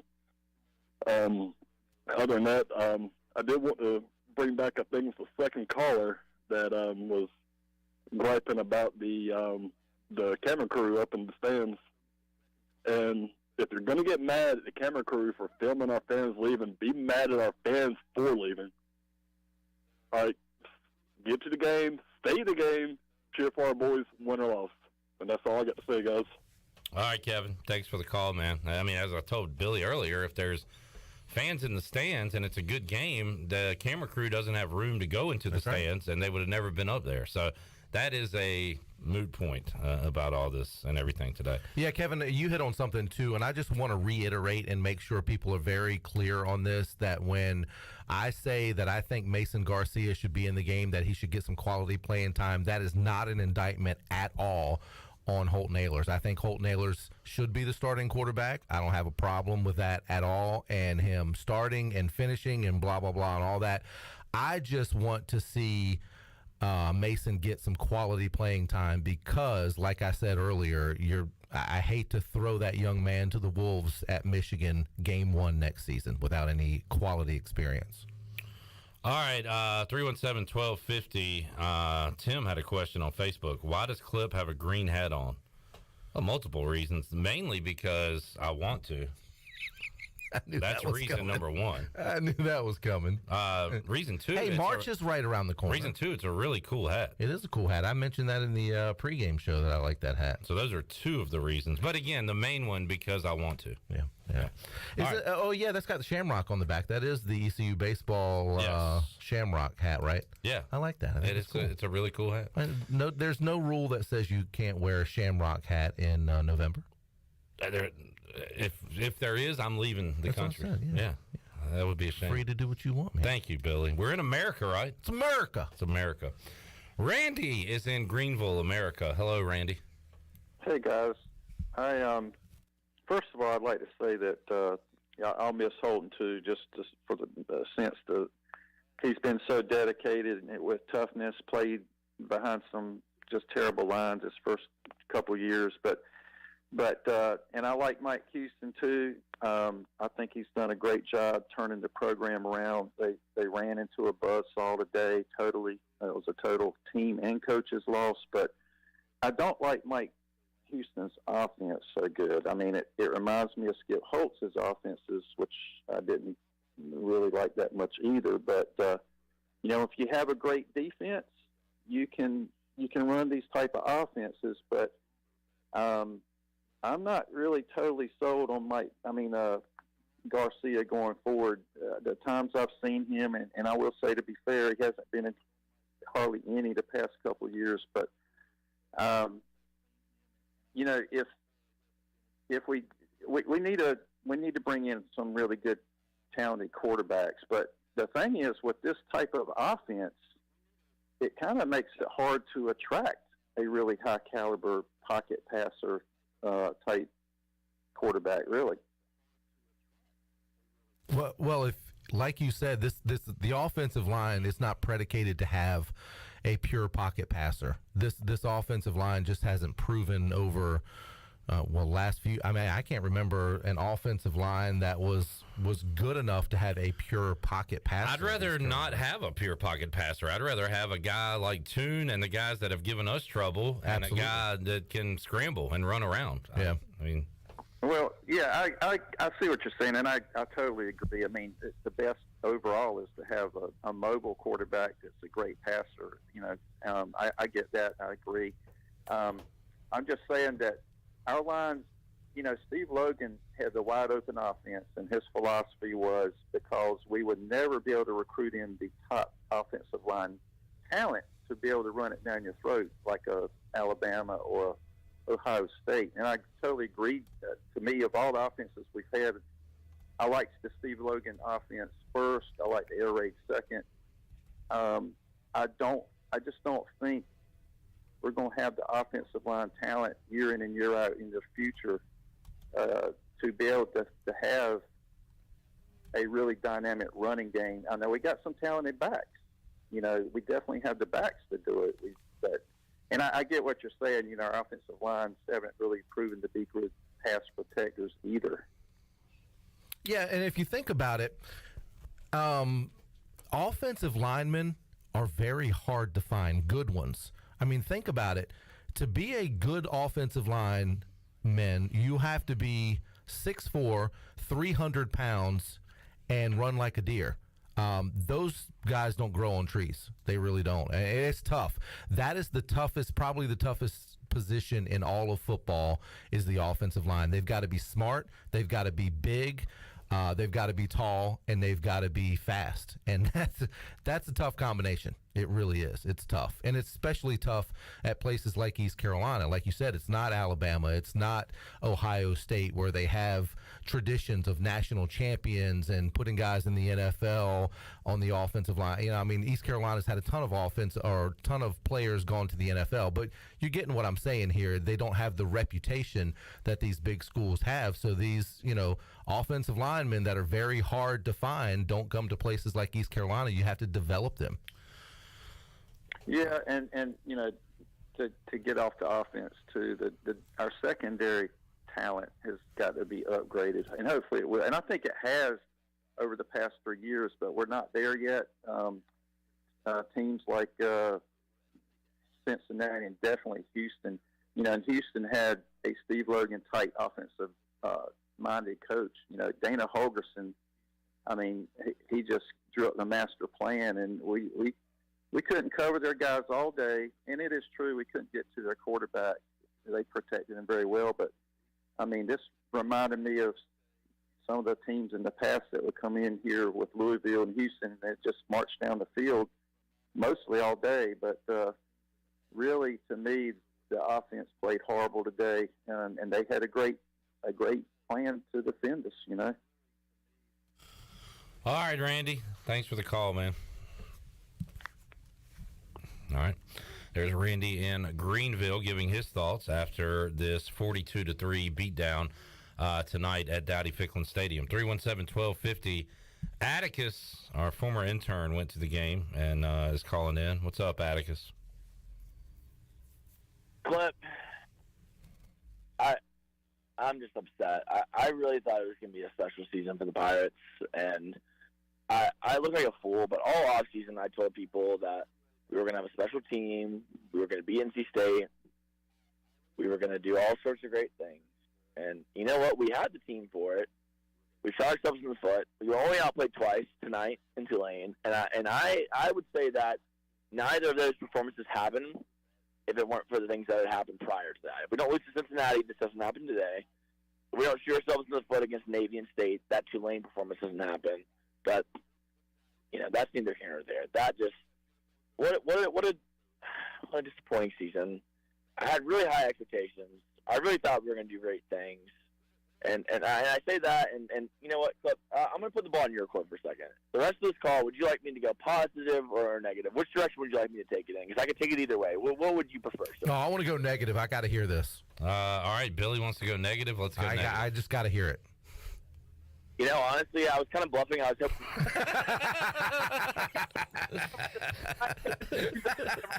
Good move, Weave. I'll give them the illusion of choice. And just stay positive. So I'm going to say that I have a hearing problem. You said positive? Okay, yeah. I am in Greenville, North Carolina right now. I live in Charlotte.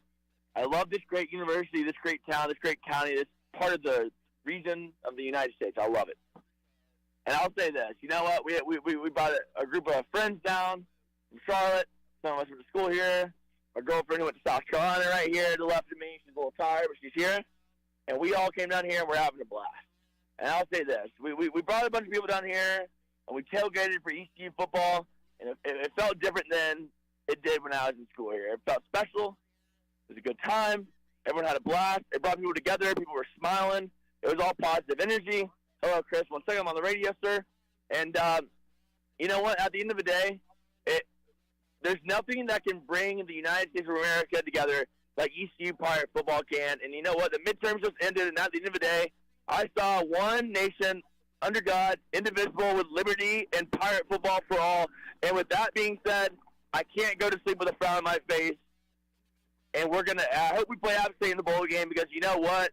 Like whoever an hour ago said, they left a bad taste in my mouth. They whooped us to Charlotte, and I can't wait to beat them. Chris, do you have anything to say to the people?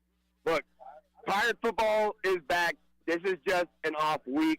This is nothing. This is not something I'm upset about, not something I'm concerned about. This is the future of a program that we're building year after year after year. This is Mike Houston. This is Mike Houston we're talking about. Houston. He built JMU football from the ground up. JMU football, they're not good because they're good right now. They don't have the best players just because they got lucky. Mike Houston built that program from the ground up year after No, he didn't. year, a decade worth. Mike Houston is our guy. That's all there is to it. Mike Houston, Mike Houston, All right. Mike Houston. We got it. All right. Okay. All right. Atticus! Atticus! Atticus! There you go. Atticus and Chris, I think you said. Yeah, Chris was in the background trying to slow his roll. With some positivity there here on the fifth quarter. I tried to get the negative out of him. I really wanted to. I know. That would have been great. But Atticus was fired up. He's going to bed with a smile on his face. Yeah. All right, Will, Jerome, Mitchell, hang on. We roll on. The U.S. Sailor fifth quarter call-in show. Update on the Buccaneer Music Hall scoreboard. Talking about a shootout. Maryland goes for it on 4th down and goal, and they get it.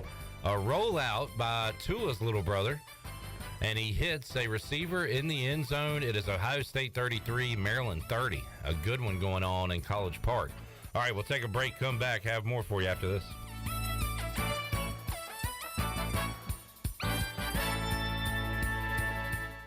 The Buccaneer Music Hall is your beacon of music in the land of pirates. The doors open at noon, 7 days a week. And the Buck has live music every night, along with football. Monday is open mic night, the first Monday of each month. Tuesday, it's karaoke with DJ Captain Morgan. Wednesday, it's acoustic night. Thursday, it's the dance party with DJ Kid Scene and live music every Friday and Saturday night with the best bands on the East Coast. Follow the Buck on Instagram for information and schedule of events. This season, party like a pirate at the Buck.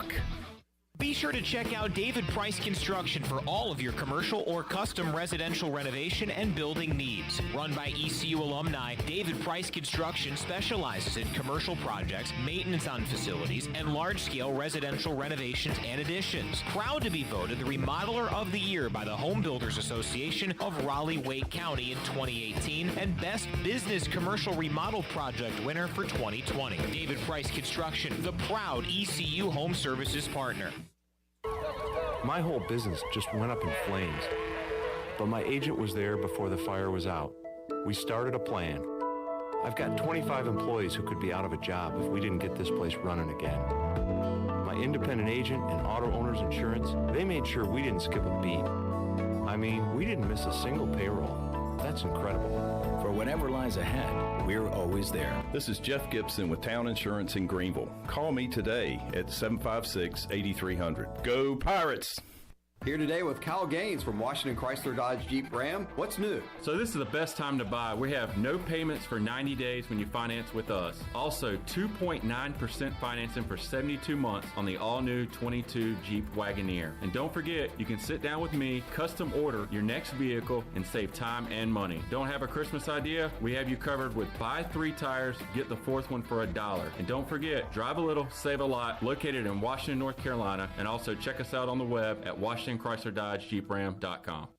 All right, Pirate Nation, Russell's is ready for the holidays. Our huge in-stock inventory makes shopping easy. New additions include Barber for men and women, plus Owner Reserve for the men. Enjoy your holidays and don't worry about lost packages and back orders. We've been making Christmas wishes come true for 39 years in the same location. Not only is our signature gift wrap beautiful, it's free. It's always about you, our pirate friends and customers at Russell's Clothing in downtown Washington. Go Pirates! Hey Pirate Nation, this is Holt Nailers for my friends at ArcPoint Labs. Just as I trust my teammates, you can trust ArcPoint Labs to give you quick and accurate results for your laboratory testing needs. ArcPoint Labs provides insights and solutions to enable individuals, businesses, and communities to make informed decisions on their health, safety, and well-being. Visit any of the 6 Eastern North Carolina ArcPoint Labs locations or go to arcpointlabs.com. Go Pirates! Wings Over delivers. Wings Over delivers. Wings Over delivers. If you're looking for wings to be delivered to your home, Wings Over Greenville has you covered with no third party needed. Wings Over Greenville has its own in-house delivery service. Be sure to try the all-new tender sandwiches by ordering ahead on the Wings Over mobile app. Open till 3 a.m. on Friday and Saturday, Wings Over has everything to cure those late night munchies. Give them a call at 758-9464. Wings Over Greenville. They deliver.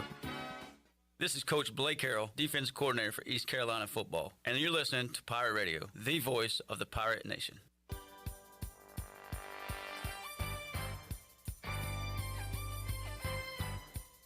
You're listening to the U.S. Cellular 5th quarter postgame call-in show. Here's Clip Brock. Now, with the Pirate Radio scoreboard, here's Shirley Rhodes. All right, Miami is getting drubbed by Clemson right now. 4.5 minutes to go in the game, and the Tigers have a 33-10 lead over the Hurricanes. Louisville has extended their lead over NC State 25-10 with about 3 minutes to go in that game. Ohio State and Maryland, as Clip mentioned a few minutes ago, in a shootout. 33-30 is that score with the Buckeyes in the lead, and they are marching down the field by 8 minutes to go in that game. Penn State has a 48-10 lead over Rutgers in the fourth. Southern Miss trails South Alabama 27-17. Texas beating up on Kansas 55-14 is that score. Georgia defeated Kentucky 16-6, and Cincinnati leads Temple 23-3. With the fourth quarter just underway. North Carolina has a 17-0 lead over Georgia Tech in the second quarter, and Auburn and Western Kentucky were tied, but Auburn has put 10 more points on the board. They now lead it 27-17 at the start of the fourth quarter. That is a look at your Buccaneer Music Hall scoreboard, brought to you by the Buck. It's your beacon of music in the land of the Pirates. They are open from noon until 2 a.m. with live music every night, and you can follow the Buck on Instagram for updated schedules, and we'll see you at the Buck. Now let's head back into the U.S. Cellular 5th quarter postgame call-in show. Here's Clip Brock. All righty, back with you. Oh, yeah, the Buck. The Buck, the Buck, the Buck, the Buck, the Buck, the Buck, the Buck. Chan, man, you've been quiet over there. I need some Buck or something. Chan, what's up? Buck it up, man. How you doing? Buck it up. How you feeling? What's up, guys? You all right? You all right, How Chan? y'all doing? How y'all doing tonight? Better than you. You all right over there? How y'all doing tonight? Y'all doing all right? Yeah, you're doing all right. You're doing all right. My man. I mean, what do I have to say? Do I have to say something? Yes. You're on the my show. God. Chandler went to the game. What'd you think of the game tonight? Upset.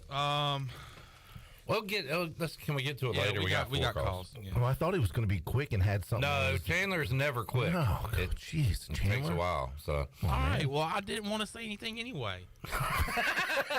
Damn. Get to the calls. All right, 317-1250. I saw a guy today say on YouTube or Facebook that, like, this is the first game he's ever been to, and he hasn't had one high-five opportunity. I saw the same thing, too, and thought, you know what?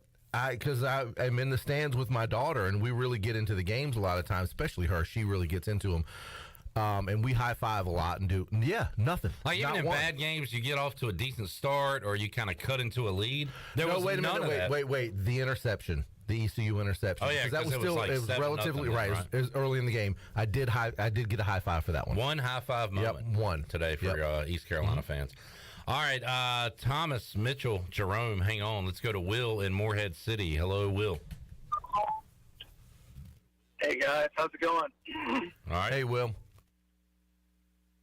Hey, so today I had the privilege of hanging out with and watching the game with some of our ECU football alums, Shane Carden, C.J. Struck, Bryce Williams, G.T. Boyd.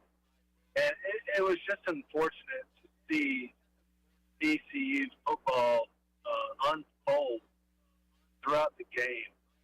And I would have loved to have seen us I would have loved to see. Those guys would have loved to have seen them win, but unfortunately that didn't happen. And I know a lot of people are pointing the fingers towards the coaching, but I think Mike Houston isn't the problem. I think ultimately today players just didn't show up. Everyone can always point the fingers at coaching and play call and whatever, but today I think the players did not show up. They did not play. Our defense has been playing great all year.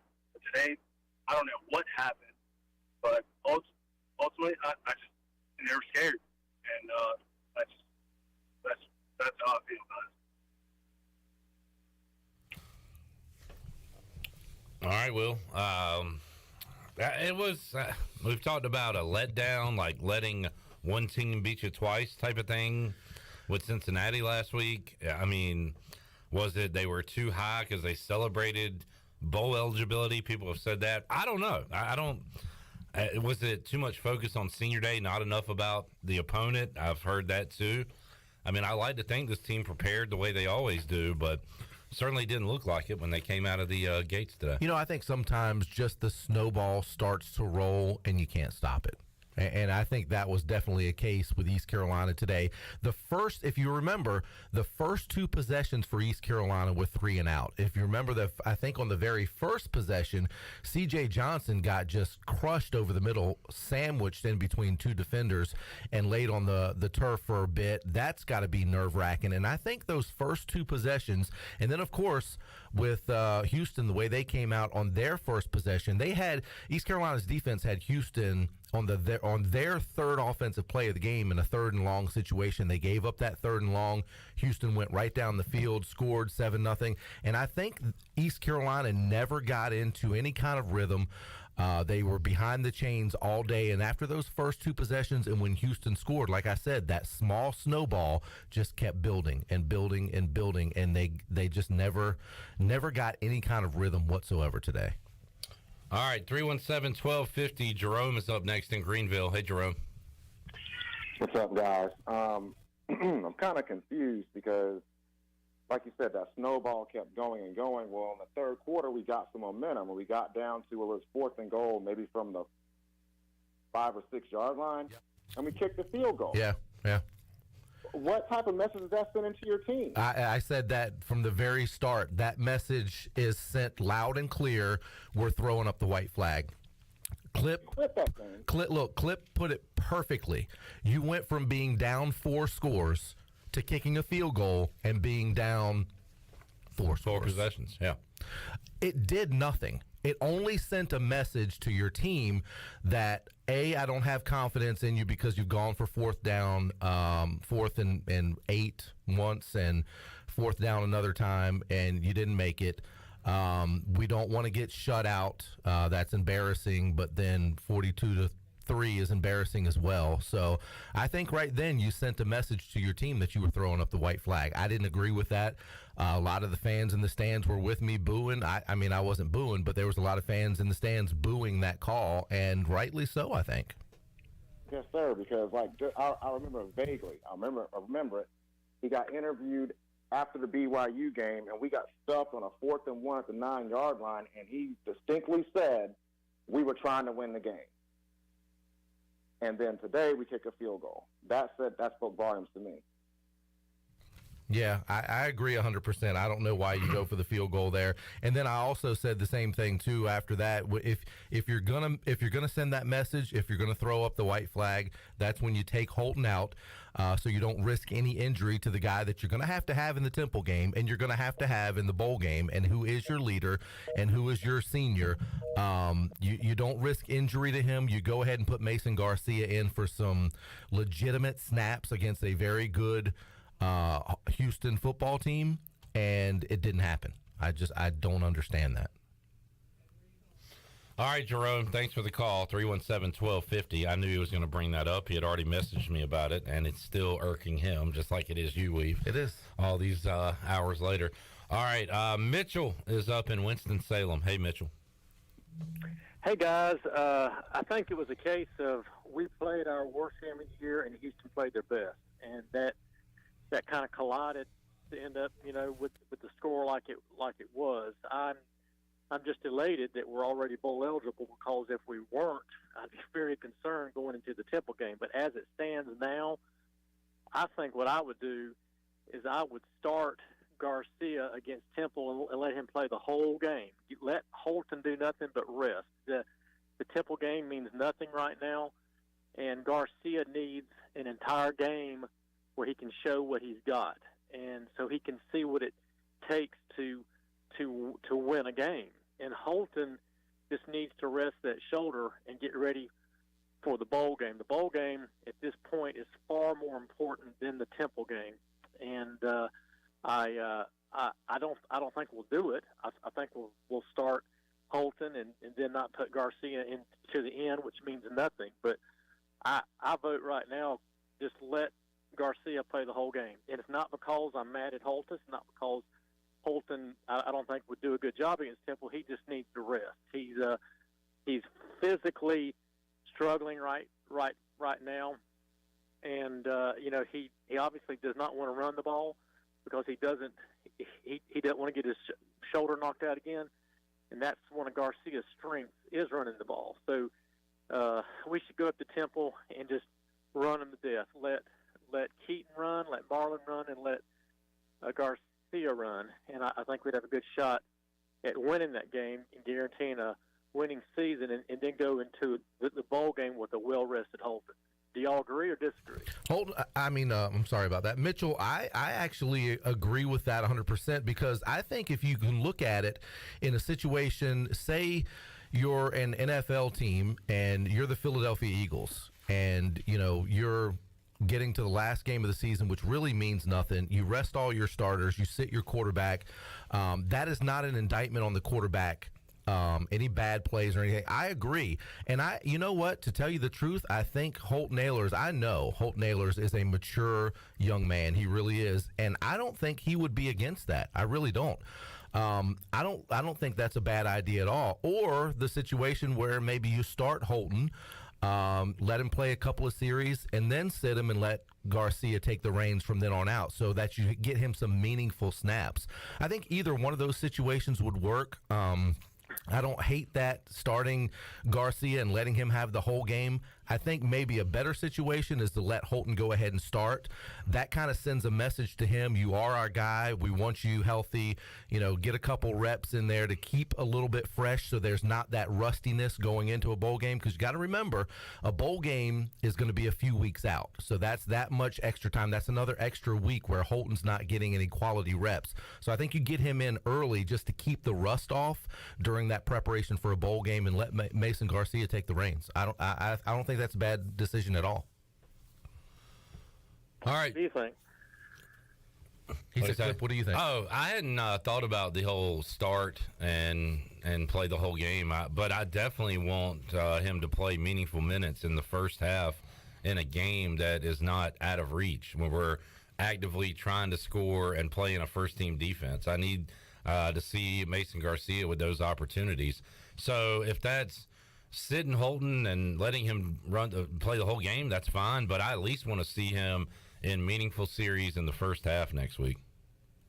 Absolutely. Well, gentlemen, thank you for all y'all do, and I'm not overly concerned. I mean, this was an awful game, but it's just a bad game, and we had 4 or 5 excellent games in a row. You can't expect a team to play great every single week, so we just took it on the chin. The good news is that we're back as a program. We're back as a team. The coaching staff, with the exception of special teams, is doing their job well. We've got some really good talent out there, and I see no reason to think that the future is nothing but rosy. We're going to be in a conference that we now are going to be able to win in, a conference that if we just keep our nose to the grindstone, we can actually dominate. Our biggest competition is going to be SMU, Memphis, and UTSA, and probably UAB. But they are not the juggernauts that Cincinnati, UCF, and Houston have been over the last 3 or 4 years. So I I'm not like the folks that are in a depression because we're not going to the Big 12. I think we're being handed a gift here, and the gift is our easiest path to conference championships is in the American, the weekend American, and our easiest path to a big bowl game is to be the number one team in the group of five, and that's to me that is obvious. If we were in the Big 12, it would be a bloodbath. You got Baylor, West Virginia, Texas Tech, Oklahoma State, Cincinnati, UCF, Houston, and some years you wouldn't win a single one of those games. And so I think we need to be realistic with ourselves and say our number one goal is to win ball games. It's not to be in a major conference. Being in a major conference does nothing for you. Just ask Vanderbilt. And, I want to get back to the point to where we're winning conference championships and being ranked in the top 25. And I don't think that would happen to us in the Big 12, but it can happen to us in the new American. Thank you, folks. All right, Mitchell. Thanks, man.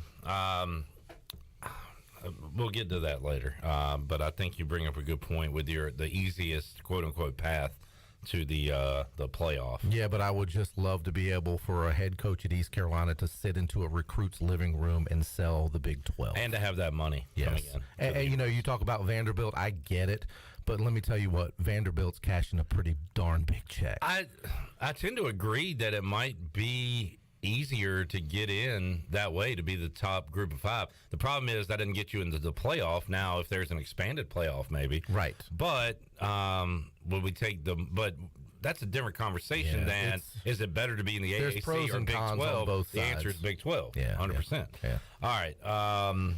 Thomas is in Greenville. Hey, Thomas. How you doing? Good. How are you? Doing good, man. Doing good. Well, this is just my opinion, but you can't have Mike Houston sitting in a recruit's living room and talking to him about coming to Greenville when you can only score 3 points against Houston and even think about playing the Big 10 or the Big 12. It ain't going to work. It ain't going to happen. Bottom line is, I don't know where the coaches were this week. I don't know where the players were this week. Somebody was on vacation. I don't know. But why would you even think about kicking the field goal in a game when you're down that many points at that point in the game? It's ridiculous unless you're just trying to get against give the field goal kicker a chance of getting a little momentum going for him. But like you said earlier, the guy in Winston-Salem, I hope and pray that this game is put behind us and we can go to Philadelphia and we can win. But Donnie Kilpatrick's got to come up with something better than what's happening right now, because this today was embarrassing. On senior day, all the seniors that played, and you give me this kind of effort, I can't see it, man. It's your last game for some of the guys, and you give me this effort. I don't understand it. Something's got to change. But either way, if Garcia don't play next week, he won't play at all in the bowl game unless it's a blowout, which goes back to spring. And live game action has nothing to do with spring ball or game or weekday practice. When it's live, in a game, is a whole different ball game just practicing during the week. On to you guys.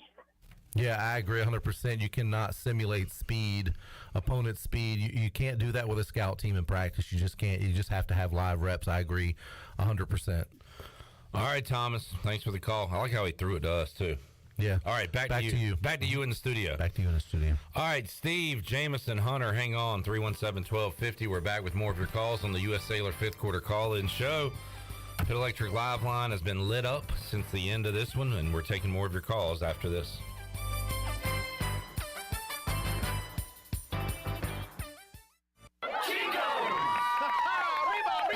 Chico's Mexican Restaurant is where the fiesta never ends. Grab your amigos and head to Chico's every Wednesday for shrimp tacos for $11.99. Plus Wednesdays means all Mexican imports for just $2.99. Thursdays, enjoy your favorite beef, chicken, or vegetable fajitas for only $11.99. For Mexican food and fun, it's got to be Chico's Mexican Restaurant in downtown Greenville and online at chicosrestaurant.com. Chico's, where the fiesta never ends.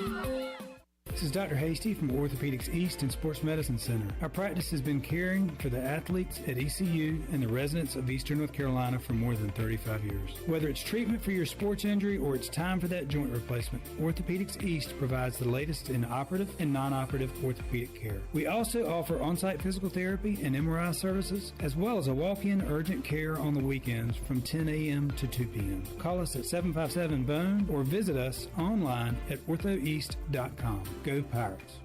Hey Pirate Nation, Lindsey Gray here with Carolina Caliber. In 1960, my granddaddy started his firearm business right here in Eastern NC. Still family owned and operated, we have the area's largest selection for outdoor shooting sports and accessories and are one of the nation's top firearm dealers. At Carolina Caliber, we have everything you need from hunting, home defense, and personal protection, including a wide variety for ladies and youth. We buy, sell, and trade. It's a time-honored tradition. Visit us at Carolina Caliber on Fire Tower Road in Winterville. Don't stress this holiday season. Give the gift of beauty. A gift certificate from Beauty Bar Medi Spa will not only bring a smile to that special someone, it will smooth wrinkles, tighten skin, erase veins and brown spots, and get rid of unwanted hair. Visit the professionals at Beauty Bar Medi Spa in Greenville. Available now. Gift certificate specials for her or him. And BOGO stocking stuffers. You save and they glow. Visit us at beautybarmedispa.com. Go Pirates. BMS Builders is your premier custom builder in Eastern North Carolina. With homes in Blackwood, Mills Creek, Dalton's Cove and Farmville, and Belmar and Ayden, they're constantly expanding. Now to Laurel Glen and Sarah's Way, plus the new duplex community at Abigail Trails. BMS Builders can build the home of your dreams. Just ask Dr. Dennis Ross in Greenville or ECU football coach Mike Houston. They built their homes, and they can build yours as well. Call 916-1578 for BMS Builders. Jeff Stein from Brown & Wood, our special guest today. Jeff, how can you help people buy a new vehicle before the end of the year? Well, Jonathan, we're seeing an increase in inventory arriving at the dealership. Cadillac, we have XT5, Buick, Encore and Envision, Mazda, the all-new CX-50 is here, and GMC, we have some light-duty 1500 trucks arrived. Jeff, what about incentives and your location? Incentives we have as low as 3.9 APR, location 329 Southwest Greenville Boulevard. Brown & Wood, 4 brands, 3 generations, 2 rooftops, and 1 goal, to make sure you leave a happy customer. Christie's Europub is the perfect place to relax, grab a bite, and enjoy a drink. Located in the heart of Greenville and just a few blocks from ECU's campus, Christie's offers lunch, dinner, and late night with live music every Sunday. Come and have brunch Monday through Friday from 11 to 3 or Saturday and Sunday from 11 to 4. Scratch cooking takes time, so relax and enjoy a pint at Christie's Europub today. For the latest information, check them out on Facebook, Twitter, and Instagram, or visit them online at christieseuropub.com. Pirate Radio. The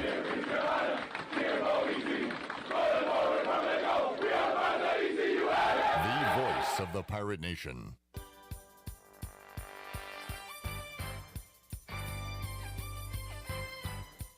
You're listening to the U.S. Cellular fifth quarter postgame call-in show. Here's Clip Brock. All right, drowning the sorrows with a shrimp burger from Parker's Barbecue. 3 locations in Greenville to serve you. You can order nationwide. It can get shipped to you at parkersbbq.com. Thanks to them for their support and for providing us with some awesome post-game food here on the U.S. Cellular fifth quarter call-in show. All right, lines. We actually have an open line, 317-1250.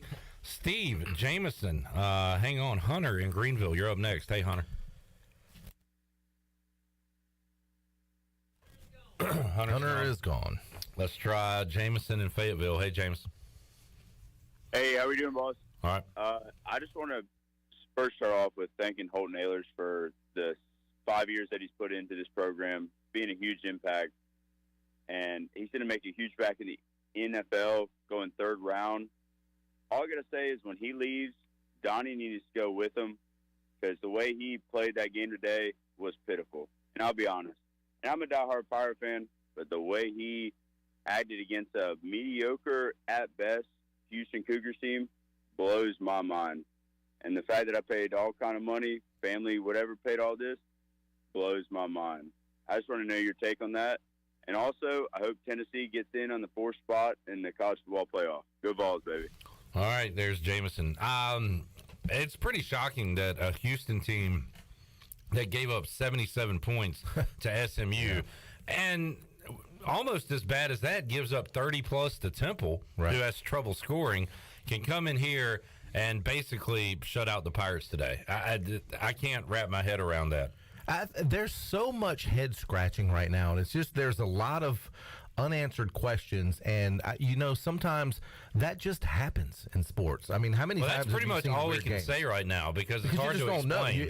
And to tell you the truth, I think it's hard to explain for the coaches and the players. I mean, stuff like that just happens sometimes. Like I said, that snowball gets going downhill, man, and you just can't stop it. And for whatever reason, sometimes you just don't know. I've been to many East Carolina games, especially on the road when East Carolina is playing well. I can remember going into Tulane. I think, ranked in the top 15, top 20 nationally. They go down there and lay an egg, or, go to UAB or places like that. You just, for some reason, there's no energy. It's just dead.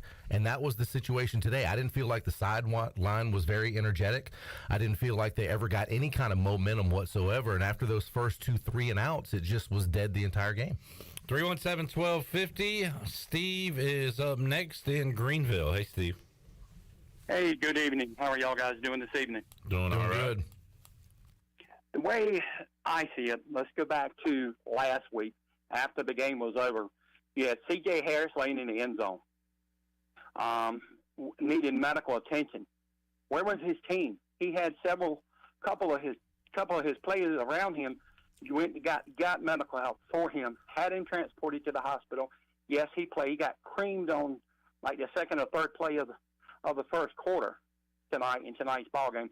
Tonight's ball game was an embarrassment, as other people have said. But to look at the reality aspect, the coaches give up on the team totally.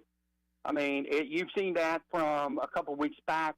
If your punter can't, your field goal kicker and punter can't get it through the uprights, why would you even send him in tonight to just put 3 points on the board? With that being said, I think the quarterback and number C.J. Harris and number 47. You're talking about C.J. Johnson, number 5, right? Yeah, number 5. Yeah, C.J. Johnson. C.J. Johnson. They've all been running the team. They have been running. Their quarterback's been tossing out plays, and I feel like that they're the ones that have been toting the team this whole time. I feel like without them, and I think that they left Conference USA. They come to the AAC conference. I think it's time, and I disagree with what the gentleman said earlier. I think it's time that the East Carolina get some, I guess the wrong word is publicity, but get more. I mean, fortunately this year, just about every game has been on ESPN. Lots of exposure for ECU Pirates. Great. But if your coach is going to give up on you, you need somebody on the sideline that's really going to care about you, respect you, and stand behind you in this aspect. Because after a 45-3 disappointment tonight, and according to some of the bowl games that they're eligible for, one of them is against the number 1 team in the nation, Ohio State. Where did you see that? What are you talking about? On the bowl predictions earlier in the week, it's called CJBC Bowl. It's an actual bowl game that's held, and they had a chance to play in that against Ohio State. Dude, I don't know what you're looking at, man. There's no way in the world that that's a possibility. No. They're not playing Ohio State in a bowl game ever. Okay. I'm just saying it was a post that was put up and had all the bowl games that are produced, or come in between now and, the last bowl game of the year, which is 8 years. Yeah. Anyway, get back to reality aspects of this whole thing, of tonight's disappointment. I think that they just need to get a new coach or bring one of the better old coaches back. Why can't you bring Skip Holtz back, or why can't you bring some of the others that were real good, and they just got picked up by other colleges and went coaching elsewhere or went coaching in the NFL. I mean, you see this turn around just about every year come, towards the end of the season. I know some teams, the coaches trying the players just let them down. But, in East Carolina's aspect, I feel that, they just need to wipe the board clean and get a new coach, a new offensive coach. Because, I mean, like the gentleman said, they threw up the white flag. Yeah. Steve, we got you, man. Yes, Steve, I've seen Coach Logan down at in Atlantic Beach. He's not coming I'll back. maybe talk to him. And Skip was here last home game, right? Wasn't Skip? Yeah, hanging he was around? here. Maybe we'll get Skip or something. I don't know. But I tell you what, with what we got going right now, I don't think we can beat Ohio State. No, Ohio State just had a scoop and score. They've just put this thing to bed, 42-30 in the fourth quarter with about 9 seconds to play. Steve, thanks for the call. Call of the night so far.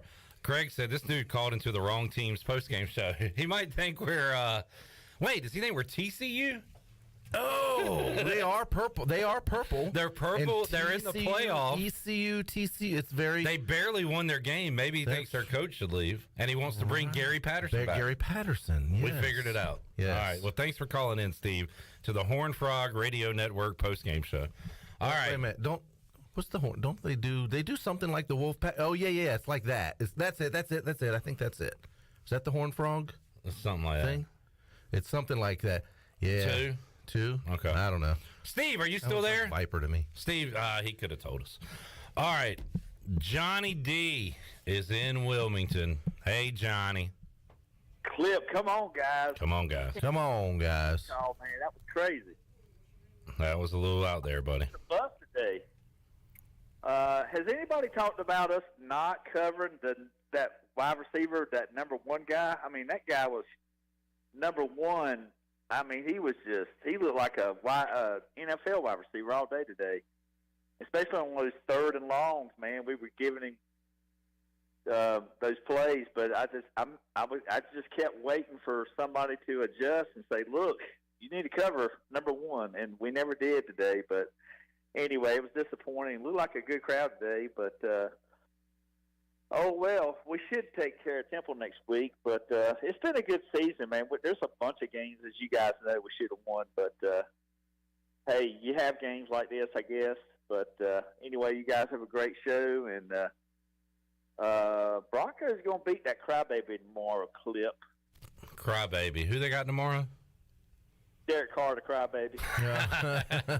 Oh, man, come on. I'll tell you what, Johnny. Come on now. I don't know if you heard Friday, He but was passionate. we had an impossible time trying to pick that game because I don't want to pick neither one of them. I heard you had my wide receiver, but you gave him up. So anyway. Yeah. Well, good luck to your boys, Johnny. All right, buddy. Hey, Clip, I hadn't said anything to you about this either. How about them Commanders? Monday night whooping. Dun dun dun dun. Dun dun dun dun dun dun dun dun dun dun dun dun. Have you looked at the playoff picture? There's a yes. If they started today, the Commanders will play Ohio State. Sorry, I gotta keep that going. I really know how to run a joke into the ground. We'll be using that. No, one a lot. that's good. That's good. All right. Hey, look, is that Bucky? Is that their Buckeye mascot? Is that his name, Bucky, or whatever? Yeah. If you had Ohio State live plus minus 7.5, the huge play just happened. Does that say Palmer? All right, Palmer in Greenville. Hey, Palmer. Hey, boys, how we doing? Hey, Clip, I'd like to hear what your picks for the board for the day were. For college football today? Yeah, what were your picks? Okay, let me go back and think. I'm glad I didn't take it, but I had Kansas plus 9 against Texas. I think they lost by 50. Yeah. Ew. Okay, keep going. I had I got in on Ohio State live, and that scoop and score just helped me out there, so that's a winner. That was a good pick. That was a good pick. I didn't play it. I did take Houston plus the 6 earlier this week, but I did not play it, so you don't have to count it if you want. That's a fake fan. What? A fake fan? That was a good. That actually was a good pick. Good pick. Good pick. And let me tell you real quick, because I had a loss and a win. Oh shoot! I had UCF live when they got down to Navy, just to win, and they lost. And I had Baylor plus 2.5, and they covered. So those were my picks for the day. What the hell? Is that it? You don't want to talk any Pirate football? What were your picks today? Yeah. What a weirdo. All right. Hello, Newbern. Let's go to Clinton in Aden. Hey, Clinton. How you doing, Clint? Good. How are you?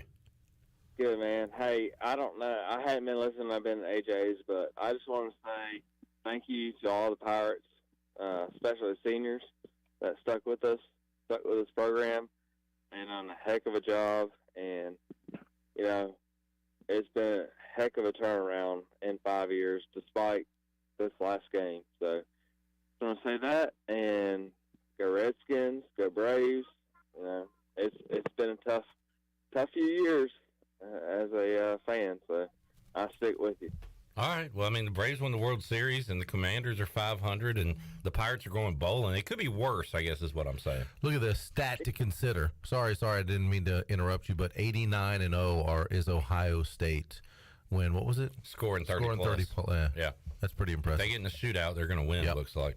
All right, Clinton. It could be worse. I appreciate you guys, and, you know, I just want to say thank you to the seniors. So. All right. Good call. Yeah. Saw Jay Conway, buddy, on Facebook, wanted to say an honor to the seniors as well, and also said, hey, Clip and Billy, tell Shirley I said hello. So Jay Conway says hello. Says hello. Jay's feeling good as a Giants fan this year. Yeah, I guess. I tell you what, everybody in the NFC East is feeling pretty good. Well, except for the Eagles after that tough loss to the Commanders. They're still feeling good. Daniel, by the way, you said they went from the NFC least to the NFC beast. We're in that? the beast. Yeah. Daniel, don't say what I have. You don't know what I have. He said I have under 6.5 wins for ECU. First of all, I said they'd be 7-5 before the season started. I saw that you have over 6.5 wins, so he doesn't want to start Garcia next week. He wants all the starters to play and to get one more win. And you know, if I wanted to put bad juju on you, I'd say I hope you don't win that bet. But since I want the Pirates to win, that's right. It's all about being team player. All right, open lines 317-1250. We're back with more U.S. Sailor fifth quarter call-in show on a Saturday evening. Back with you after this.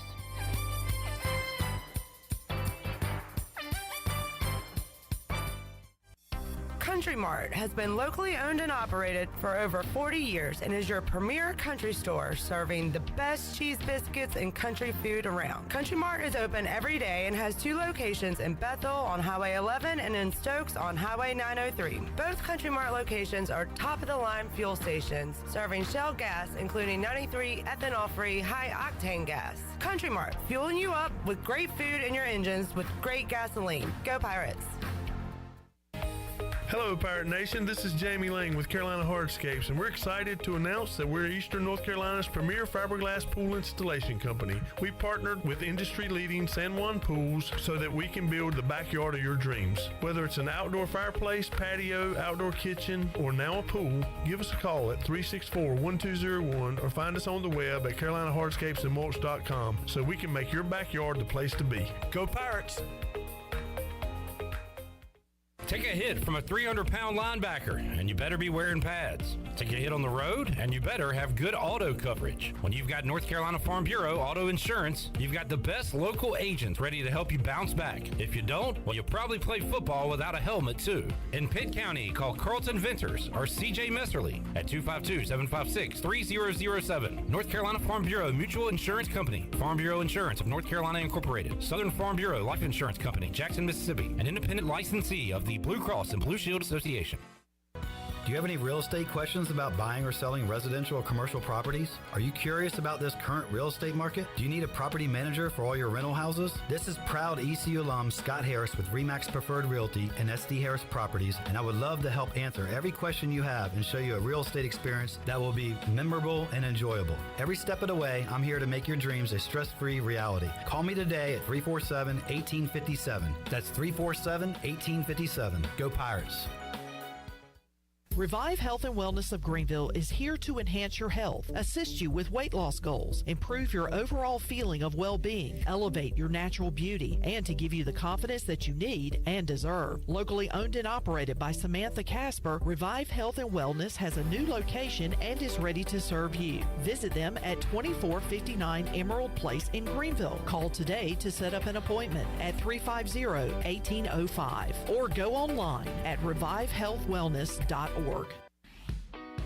Hey Pirate Nation, Shimmer Boutique is your one-stop shop for all your tailgate essentials. This is Holt Nailers, and if you need a Yeti cooler, apparel, shoes, or accessories for the season, Shimmer has you covered. Shimmer Boutique is also the exclusive retailer in Greenville carrying the largest selection of built and broken gear for adults and youth.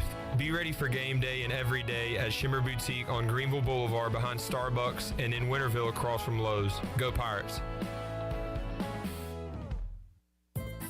Hey Pirate Nation, this is Holt Nailers, and when it comes to getting your family together, there's no better place than Familia, which is Italian for family. Familia is the place I like to bring my football family, especially my offensive linemen. Whether it's great New York style pizzas, homemade meatballs, lasagna, chicken parmesan, or delicious homemade desserts, Familia is a winning play every time. For dine-in or takeout, make Familia your go-to play when you have a hungry team. Familia on Fire Tower Road near Pitt Community College. Go Pirates! This is Coach Steve Shankweiler, offensive line coach for East Carolina University football, and you're listening to Pirate Radio, the voice of the Pirate Nation. You're listening to the U.S. Cellular fifth quarter postgame call-in show. Here's Clip Brock. Now, with the Pirate Radio scoreboard, here's Shirley Rhodes. All right, Georgia Tech, right now they are in the middle of a review. We'll see if they've come back yet. They have not, as North Carolina possibly fumbled the ball and a recovery by Georgia Tech. We're waiting on a review. 17-7 is that score with the Tar Heels leading in the third quarter. It's Stanford leading California 10-6 at the half. Marshall has a 20-3 lead over Georgia Southern in the second quarter. Tennessee and South Carolina are tied at 7 apiece with 9.5 minutes to go in the first quarter. Wyoming leads Boise State 7-0. It is Texas Tech and Iowa State midway through the first, and no score as of yet. And that is a look at your Buccaneer Music Hall scoreboard, brought to you by The Buck. It's your beacon of music in the land of the Pirates in eastern North Carolina. They're open from noon until 2 a.m. with live music every night, and right now during football season, you can join The Buck for Sunday Fun Day with football, food trucks, live music, giveaways, and the largest 4K TV in eastern North Carolina. Follow The Buck on Instagram for updated schedules, and we'll see you at The Buck. Now let's head back into the fifth quarter postgame call-in show. Here's Clip Brock. All right, welcome back into the show. Clip Brock and Billy Weaver. Got a shout out. Got to give a shout out to the ECU band today, man. They kept playing hard. A lot of seniors on that band as well. Unfortunately, kind of reminded me of the band on the Titanic as they continued to play cheery music as the ship was going down. But that's what the Pirates do, man. They keep in the fourth quarter. I think I left with about 7 minutes to play in the fourth quarter, and they were still kicking it. So the band, got to give a shout out to the band. Shout out to the man. band. They were kicking it today. Great at the basketball game last week. I know. as well. You know, there's so much. I don't know if it's just me. Do they sound louder in Dowdy Ficklin this year than normal? I don't know. I went earlier this year and was hoping that they would be louder than they were. So Really? maybe it's where you're sitting or something. I don't know. Maybe because I sit over I'm about on the 30-yard line on the upper deck side, so I'm towards that end of the stadium. Okay. And I did notice that Houston had part of their band. Never heard them today at all. So. I heard them plenty of times when they scored a touchdown. I still didn't hear them though. I think there was probably 10 of them. Oh yeah, there wasn't many. I don't know if this is the time, but look, we are here for the listener, for the viewer. King says, get Chandler to imitate Mike to cheer us all up. I assume he's talking about Mike Houston. It's a good bunch. We did not rise to the standard today. We actually got low today. We went below the standard. But these are good kids. These are good kids, a really good bunch. And by golly, they worked their freaking tails off all week, but they didn't work their freaking tails off today. But they're still, as we already know, they're still hard-nosed. They're a very hard-nosed bunch. Thank you, Coach. Appreciate that. All right, Billy. How about those freaking Pirates? Billy, your thoughts? I didn't know they were hard-nosed. Hard-nosed. Very hard-nosed. Could you do us a solid if you're still with us? We started the pregame at 10 a.m. this morning. We're still going strong at 7:30 this evening. We do have 63 more viewers than we do likes on YouTube. So if we could get that number way up, if you could send us a like and a subscribe, we'd appreciate that. On Facebook, we have more viewers than likes there as well. So give us a like, folks. You'll feel good about doing something for someone else. Yeah, and you know what? Look at it this way. We don't have to wear Tennessee orange. You don't like that color? Man, I couldn't. Could you imagine having your predominant color all week orange? Could you imagine being the 5th-ranked team in the country? That would suck. That would suck. John has a question. How did Toon play today, the quarterback for Houston? How did Toon look out there? Well, was he in tune? Well, he was freaking in tune. He was in tune. Clayton Toon was in tune. And the Cougars, they got to us today. And he's a really good kid. He's very hard-nosed. Yeah. He had all freaking day to throw the ball. It seemed like on every single pass, it seemed like he had all freaking day to make a decision and throw, and he did. And but he's very hard-nosed. All right. Good game by that Tank kid. Good game. Good game. Good game, sir. All right, Pirate Mike's hanging on in Pine Tops. Hey, Pirate Mike. Hey, fellas. Hey, Troy. Hey, Mike, this is Troy. How's it going? Over in the big city of Pine Tops. I just recently moved over here from Greenville. Okay. Well, Troy's not here, by the way. Okay. This is Clip and Billy. So. Anyhow, I didn't see it on TV today. I was out riding around, and I heard it on the radio. And can you turn your radio down? We can hear your echo in the background there. 1 second. Yeah. But other than that, this is going great. Yeah. Radio call-in show 101. All right. There we go. All right. But anyhow, I didn't think we'd beat Houston today, but I didn't think it would be 42-3. And Ayler's senior year, and we had a lot of seniors, and we got Keith Mitchell and some of those receivers, and all we got was a field goal. And what worries me is we're 6-5. We should have beat Cincinnati, gone down there and kicked that field goal. Then we'd be playing for the conference title. But not if you lose today, you're not. No, well that's true. But what I'm saying is, if we'd have beat Cincinnati, I think maybe they'd have been ready to beat Houston. But and Houston had the same record as we do. But anyhow, we got to go up to Philadelphia next Saturday. It's going to be cold up there.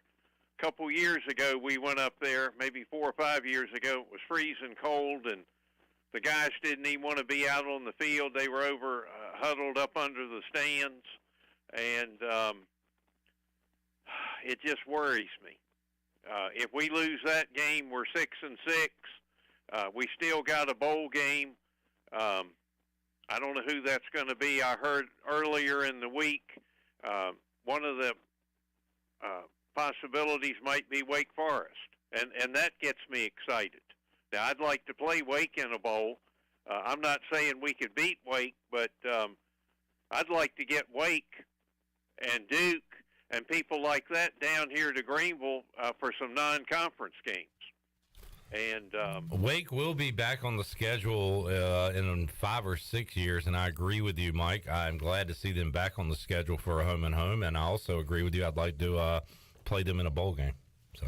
Right, and I mean, hey, if Wake does what they do, and I've seen them on TV some, I think we ought to be a little bit better. Now, if we go to Philadelphia and we lose, and then we end up 6-6, and then we lose the bowl game, whatever that's going to be, and we end up 6-7, and this is the coach's 4th year, and we haven't groomed anybody to take Ayler's place, it really bothers me. And also, I'm not real happy about the 6 new teams coming in our conference. You know, we're losing 3 heavyweights, and we're picking up 6, including Charlotte and UAB, and but Charlotte and UAB aren't like Cincinnati, Houston, and UCF, even though UCF got beat by Navy today. See, that's crazy. But anyhow, the basketball's 3-0, and maybe this new coach can get some excitement, enthusiasm, maybe going with the basketball. And I just don't know what to think. I just felt like we should have beat Cincinnati. I felt like going into the Houston game with Ahlers and all the guys being their last game, and we maybe could steal that one. And then, of course, go beat Temple and win the bowl game, and we end up, with a really and then we play for the conference title. Whew, wow, boy, and that would be something. That would be something. Wow. Wow. We'd play Tulane probably. Yes. Yep. Get revenge on them. Heck of a game. But anyhow, I just wanted to thank you for letting me call in, and y'all do a fine job, and I just like it when we're winning.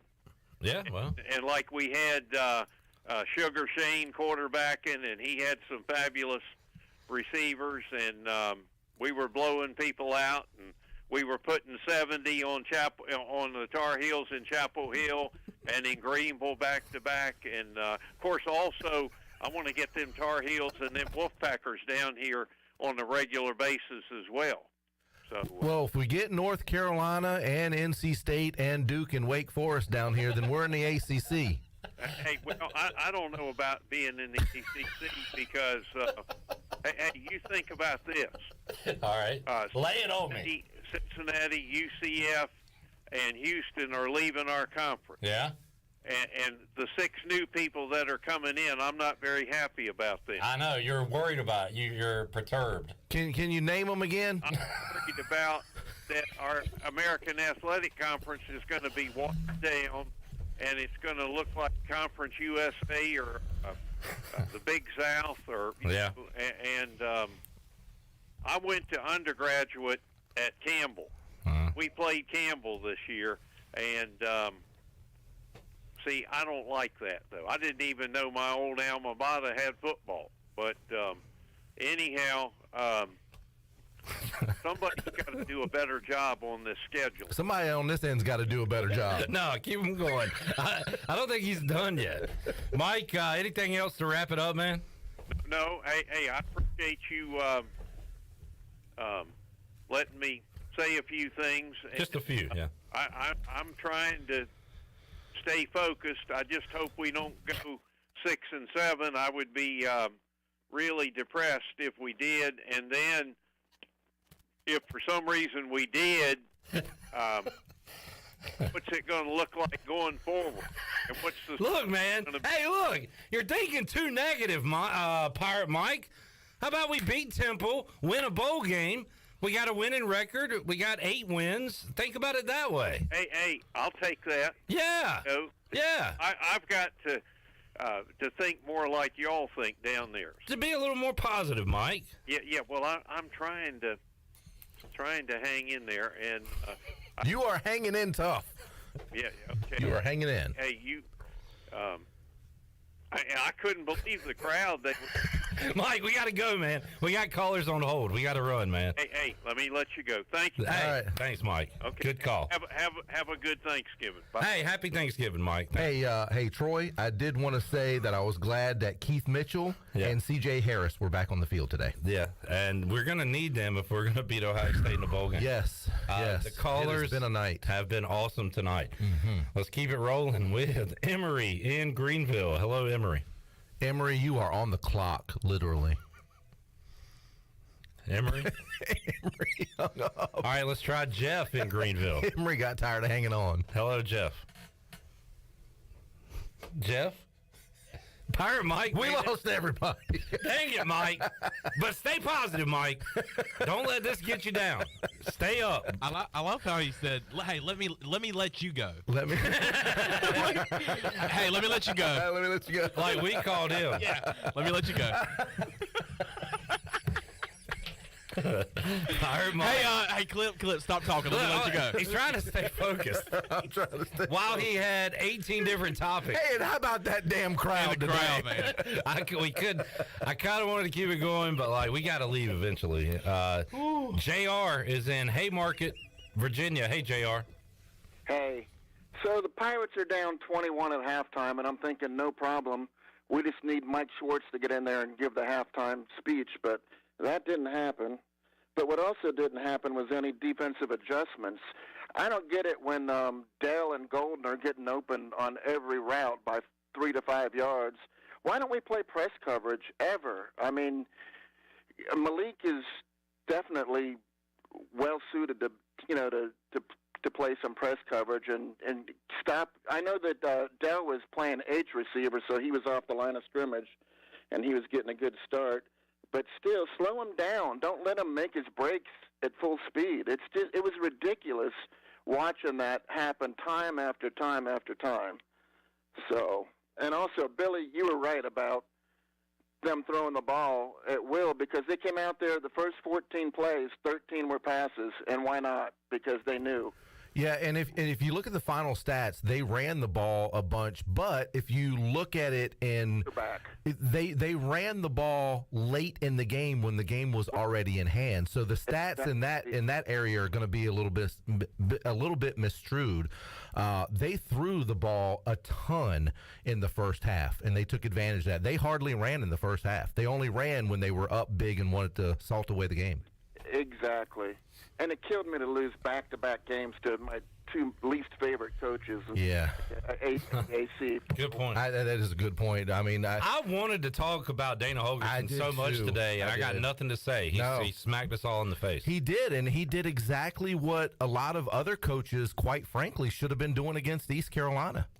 And taking advantage of what the defense has been giving and exploiting the defensive weakness that a lot of other teams just didn't do. As much as we can say about Holgerson, Billy, he is a great offensive coach. Yeah. Always has been. The book was out, and I guess he read it. Yeah. Hey, Clip, and don't forget to mention Derek Carr to get a 10% discount from Pestech. Okay. Thank you for that. We got callers doing ads now, so that's great. All right, JR, thanks, man. This isn't Pirate Mike, is it? Okay. This is just Mike in Greenville. Hey, Mike. What's up, fellas? What's up? I just want to sit here and talk today about how the offense was sort of piss poor, and then the defense was just getting shredded by number one. I mean, I understand, but we just got shredded today, man. If we play like that in the bowl, we are not going to win. Well, if they play like they played today, they're not going to win any game, period, against Temple or in a bowl game. I mean, that was just some piss poor football right there. All right. Yeah, I mean, I agree 100%. There's nothing really you can add to that. Yeah, but, I mean, it's still good Pirates, but we really got to step it up to win the bowl game this year. Yeah. I mean, odds are our bowl opponent probably won't be as good as Houston. Although, then again, this defense stinks. Well, I mean, if you end up facing Wake Forest, which is a possibility, I think Wake Forest is a lot better than Houston. Yeah, you're probably right about that. Their offense especially. If we play Wake Forest, we're going to get shredded, but honestly, way to stay positive. Shredded. Way to stay positive, but at the same time, I feel like if we had been playing like a couple weeks before and everything, if we had played like we would have played at the beginning of the season tonight, I felt like we could have kept some competition. But, I mean, if we play a team like Wake Forest, Houston's a good team, but I thought it would have been a lot closer to, 42-3? I mean, yeah. Ooh. Yeah. Very disappointing. All right. Thanks, Mike. Yes, sir. It'll get better. Maybe. Commanders have put J.D. McKissick on IR. That they have. All right, 317-1250. Sorry. Getting close to last call for your call. So if you want to get in, now's the time to do it. Is it getting hot in here? It is getting hot in here. I was going to say, but I say that every week, and you guys think I'm crazy. Nobody said you're crazy. Well, I mean, I feel like you're just a hot boy. I'm a hot mess. You're a hot mess. A hot mess. 317-1250 if you want to jump in. We got more to go. I got to find a brown and wood drive of the game. There were so many of them to choose from. I got to find one. Back with you and your calls as South Carolina takes a 2-touchdown lead at Tennessee. How about that? Look at that. That's what we need at Dowdy Ficklin. They got the lights blinking. They got fireworks going off. The Gamecock fans are going nuts. Why don't we? I'm going to call this show. What's the number of this show? Because South Carolina does not have a good program, but they've always had an outstanding fan base. Shirley. Well, I'll call when we come back. I got to ask Billy a question. I'll call in when we call 317-1250. We're back after this. While you're sleeping, our whole hogs are slow cooking over wood to create that bite that Eastern North Carolina is known for. I'm Sam Jones, and for more than 3 generations, my folks have been the torchbearers for what whole hog barbecue is supposed to be. At Sam Jones, you'll find plenty of smoke, but no mirrors. Everything, and I mean everything, is made fresh daily, including our sides, sweets, and sauces. Come on over and see us at Sam Jones Barbecue, and I bet you'll be able to taste our passion in just one bite. Sam Jones Barbecue, Fire Tower Road. Love is never having to say you're sorry for your internet. Because with MetroNet, you get fast, reliable, 100% fiber speeds you'll love with unlimited data so you can stream, study, surf, and game on all your devices simultaneously. No lag times or buffering. MetroNet offers student deals. Get 100 megabit internet for just $39.95 a month. Switch to MetroNet today at metronet.com/switch. MetroNet. Love your internet.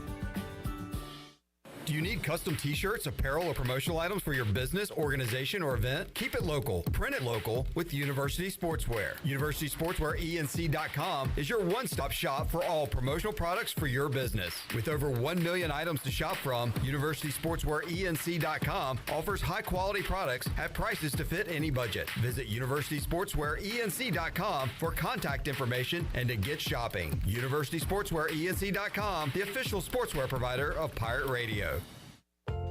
This is Braxton Green with Angel Oak Home Loans. If you're looking to purchase a home, it is still a great time, and being pre-qualified before you begin shopping is an advantage. At Angel Oak, we offer a wide variety of programs ranging from conventional, government, and portfolio loans that can fit most financial situations. To get started, contact our experienced team of Talbot Green, Joanne Weir, Wanda Hager, or myself, Braxton Green, at 751-2060. NMLS 1719250, Equal Housing Lender.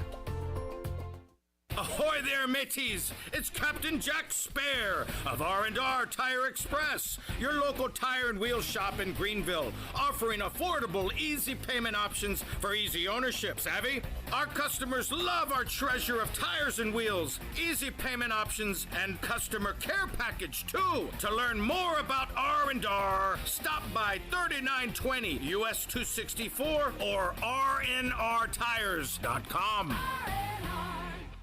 U.S. Cellular has always believed that connection is the greatest gift of all. That's why we're giving everyone one line for $29.99 a month with unlimited data this holiday season. That's right, one line, unlimited data for just $29.99 a month. That's more than a great deal. That's locally grown connection from U.S. Cellular. Limited time offer, terms apply. Visit uscellular.com for details. This is Brandon Tate, owner and operator of Atlantic Wireless, an authorized agent for U.S. Cellular since 1997. Visit atlanticwireless.com to find the store near you. We go beyond the call. The Rick House is Eastern North Carolina's premier American-style restaurant and bourbon bar with daily specials. And here's the lineup. Mondays feature $7 margaritas and half-price appetizers. Tuesday is stuffed seafood night. Wednesday is date night. Thursday is roasted smoked lamb chop night. Fridays is prime rib night. And Saturday is Italian night and is also Fred and Wilma night with our 36-ounce bone-in tomahawk steak just like the Flintstones. And on Sunday, it's our legendary brunch from 10 to 2. The Rick House, American Provisions and Spirits, 710 Red Banks Road beside the bowling alley in Greenville. This is Miles Berry, and you're listening to Pirate Radio, the voice of the Pirate Nation.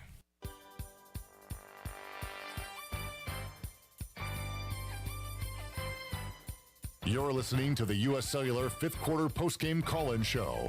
Here's Clip Brock. Back with you, 317-1250, U.S. Cellular fifth quarter call-in show. Pit Electric Live Line has been lit up all night and continues that way with Mark and Chaz, and we will get to Chaz in Greenville in just a moment as Shirley is doing double duty. We got Chaz. Chaz, what's up? Yep. Hey, what's up? What's up, Clip, Billy? I've actually I've got something very special for you guys tonight. I've got a couple of fifth quarter call-in show legends with me. Okay, you might remember from earlier this season, Mark from Zebulon. I've also got a legend from last season, Joe from Greenville. I'm going to cue them both up right now because they've got a lot to say about the performance tonight. I think we're going to start with Joe in Greenville right here. All right. What you got, Joe? Guys, I want to say something tonight. Look, I'm glad the team came out with a common goal tonight, and that common goal from the beginning was clearly to get their butts smoked up and down the damn field. Now, listen to me. Donnie K, he's been doing good the past couple weeks, but for some reason tonight, third, fourth down, decides, you know what, let's go for the most efficient play in college football, a 25-yard pass to the sideline, right? You think on third down, hey, we're going to go for it on fourth down anyway. Maybe we throw a 5-yard out. We throw a screen pass. We run the ball. We have the best running back in the freaking nation. But no, Donnie K just wanted to run out there and mash potatoes and gravy. Blip, blip, blip, blip, blip, looking like a piece of crap I wish I could curse in this show, but all night. And it bothers me because we have a senior team, a bunch of guys who've been there and they've tried, and I don't feel like it was their fault as much as it was the damn coordinator's fault. The special teams have been a problem all year. That was obvious. We couldn't trust them to kick a freaking field goal, extra point, anything. So we're just throwing the ball up on 4th and 8 from inside the damn 20-yard line.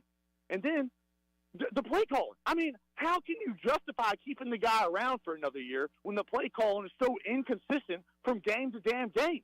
I mean, it looks like a freaking middle school offense out there. It is ridiculous. The guy is like, hey, we're going to have our best player run deep. We're going to throw the ball up to him in fucking triple coverage. Sorry, pardon my language.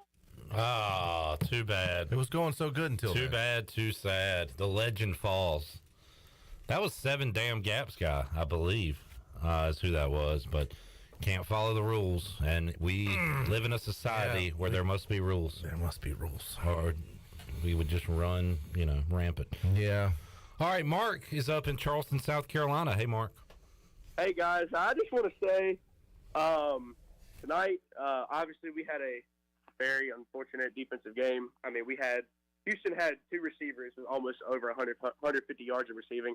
I mean, obviously they had a pretty good offense, but, I mean, we got to do a little bit better than that.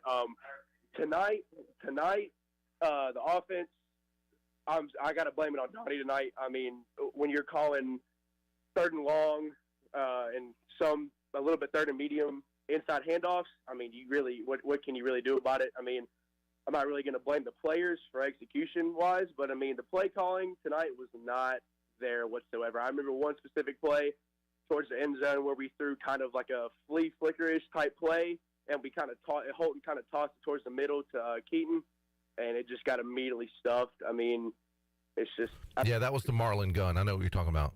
It was down near the goal line. I think that's the one that led to the field goal. Oh, you're talking about the shovel pass? Shovel pass. Yeah, shovel pass. Yeah. Yeah, double pass. There you go. And honestly, and if we get matched up against Wake Forest, I've had hope. I've tried to stay positive the whole entire season. We've played great a lot of games, but if we play in a bowl game against Wake Forest, I have nothing but negative hopes against them. I've tried to stay positive the whole season, but if we play Wake Forest in a bowl game, I think honestly we're going to get absolutely torn to pieces, in my personal opinion. Well, I think right now that's very. I think that's what a lot of people think right now. But I think you have to wait till to see what happens after the Temple game. I mean, we may be talking about that's the thing about this football team in this season, that we've gone on both ends of the spectrum. I remember after the first 3 or 4 games of the season, everybody's saying there's no way we're going to get 6 wins, and coming off a tough loss like this, it's obvious that everybody's down on this team. But I mean, I guess you just got to see how next week plays out before we start talking about a bowl game. But I agree, as we stand right now, don't like our chances if we're playing Wake Forest. I am not down on this team whatsoever. I am more down on our offensive play calling abilities, in my personal opinion. I have been I've been to every single home game this year. I watched every single away game this year, and every single downfall that we've had, in my personal opinion, has been because of Donnie Kirkpatrick. In my personal opinion. Well, I think there's a lot of blame to go around now. You got to look at this, too. There were 22 passing first downs by Houston. That falls on the defense right there. Now, I get it. The defense is out on the field a lot, but we've been talking about this all season, about the inability of the defense to be able to cover over the middle and cover on third downs. They gave up 22 passing first downs to Houston. That's unacceptable. Oh, for sure. The game tonight was for I'm not going to blame it totally on the defense, without a doubt. The defense has worked its tail off the whole entire year, but tonight was a lot on the defense. But I can't not – I kind of remember a lot of plays tonight from the offense specifically. I did watch the defense a lot, but I saw a lot of plays on the offense tonight that really kind of concerned me more than what it has been throughout the whole entire year. But listen, it's just kind of my opinion. It's my opinion, and people may have a different opinion than me, but that's just kind of what I saw tonight. All right, well, hey, that's what it's all about, your opinion on this show. Thank you, Mark. Appreciate it, man. Appreciate it. All right, Mark in Charleston, South Carolina. All right, last call for your calls, 317-1250. Get them in now. We will have more for you. Have our Brown and Wood drive of the game. And get ready to close. Wait a minute. Shop. Do we have a rule that it has to be an East Carolina drive? Ooh, this would be a first. Oh, how about that? Are you really ready to do that, Billy? No. Are we going to highlight Houston and I wonder if film crew guys still listening. There you go. I think drive of the game would be the film crew going up into the stands. That guy is punching air right now.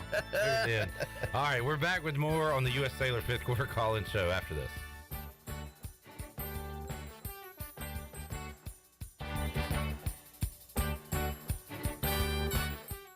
Hey, Ellerby, have you tried our new menu at Clean Eats? I was planning on going there today. Tell me what's new. First of all, you're going to love our new melts. A melts is a quesadilla folded over like a sandwich full of things like beef and queso and chicken parm. Scott, tell me you got more. Man, I do. We have pretzel bites with queso, our fabulous meat and taters wrap, and we even have Clean Eats mac and cheese, complete with beef or chicken on top. It all sounds awesome. I'm going to head over there now. Fantastic. I hope to see everybody at Clean Eats, 805 Red Banks Road, Arlington Village.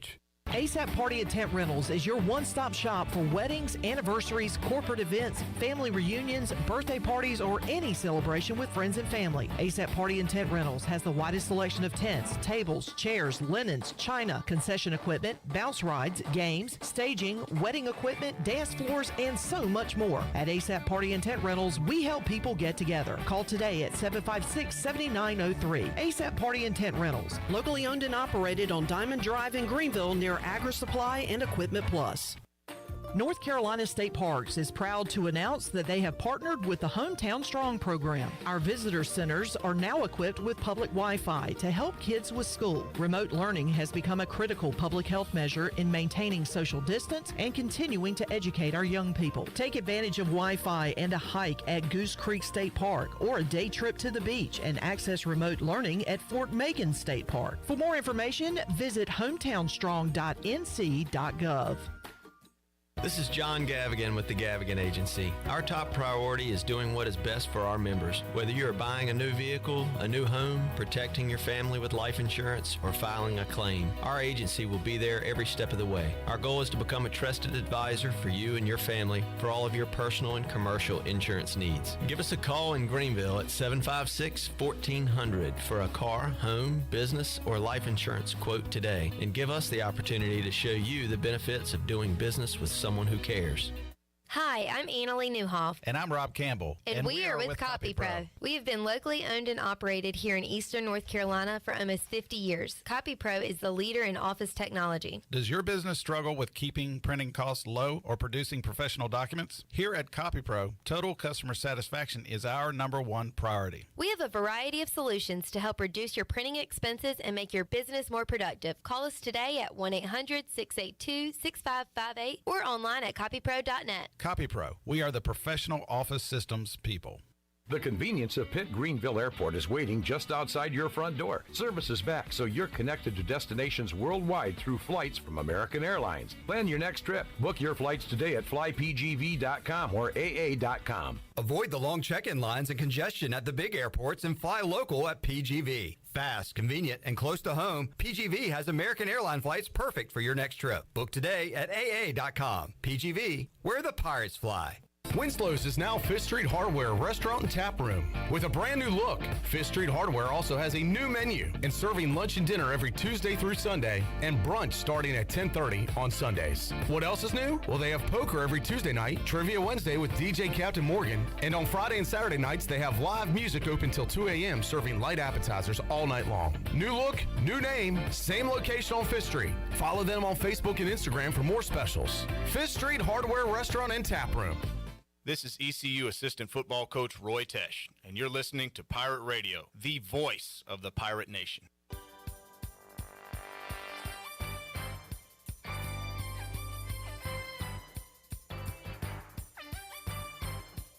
You're listening to the U.S. Cellular fifth quarter postgame call-in show. Here's Clip Brock. Go, Shirley. Now, with the Pirate Radio scoreboard, here's Shirley Rhodes. All right, let's take one last look at your scoreboard. Tennessee is still trailing South Carolina 21-7, and they just went to commercial break, so I didn't get to see what happened, but the Volunteers were in the red zone a few moments ago. We'll have to get an update on that coming up in just a couple of minutes. I think they're third and goal. They're down 14 or 21-7. Okay, thank you. Third and goal. All right, thank you, Billy. And Texas Tech is leading Iowa State 7-0. Other scores going on. Stanford leads California 17-6. It's Marshall 20, Georgia Southern 10 at the half. North Carolina and Georgia Tech are making it a game. They're going into the fourth quarter. The Tar Heels are holding on to a 3-point lead. 17-14 is that score at the beginning of the fourth quarter. And Western Kentucky got drubbed by Auburn by a final of 41-17. That is a look at your Buccaneer Music Hall scoreboard, brought to you by the Buck. It's your beacon of music in the land of the Pirates. They are open from noon until 2 a.m. with live music every night, and the Buck is on Instagram. You can follow them for updated schedules, and we'll see you at the Buck. Now let's head back into the fifth quarter. Here's Clip. All right, we've got a touchdown. Rocky Top. On fourth and goal. They throw the fade. From the 4-yard line.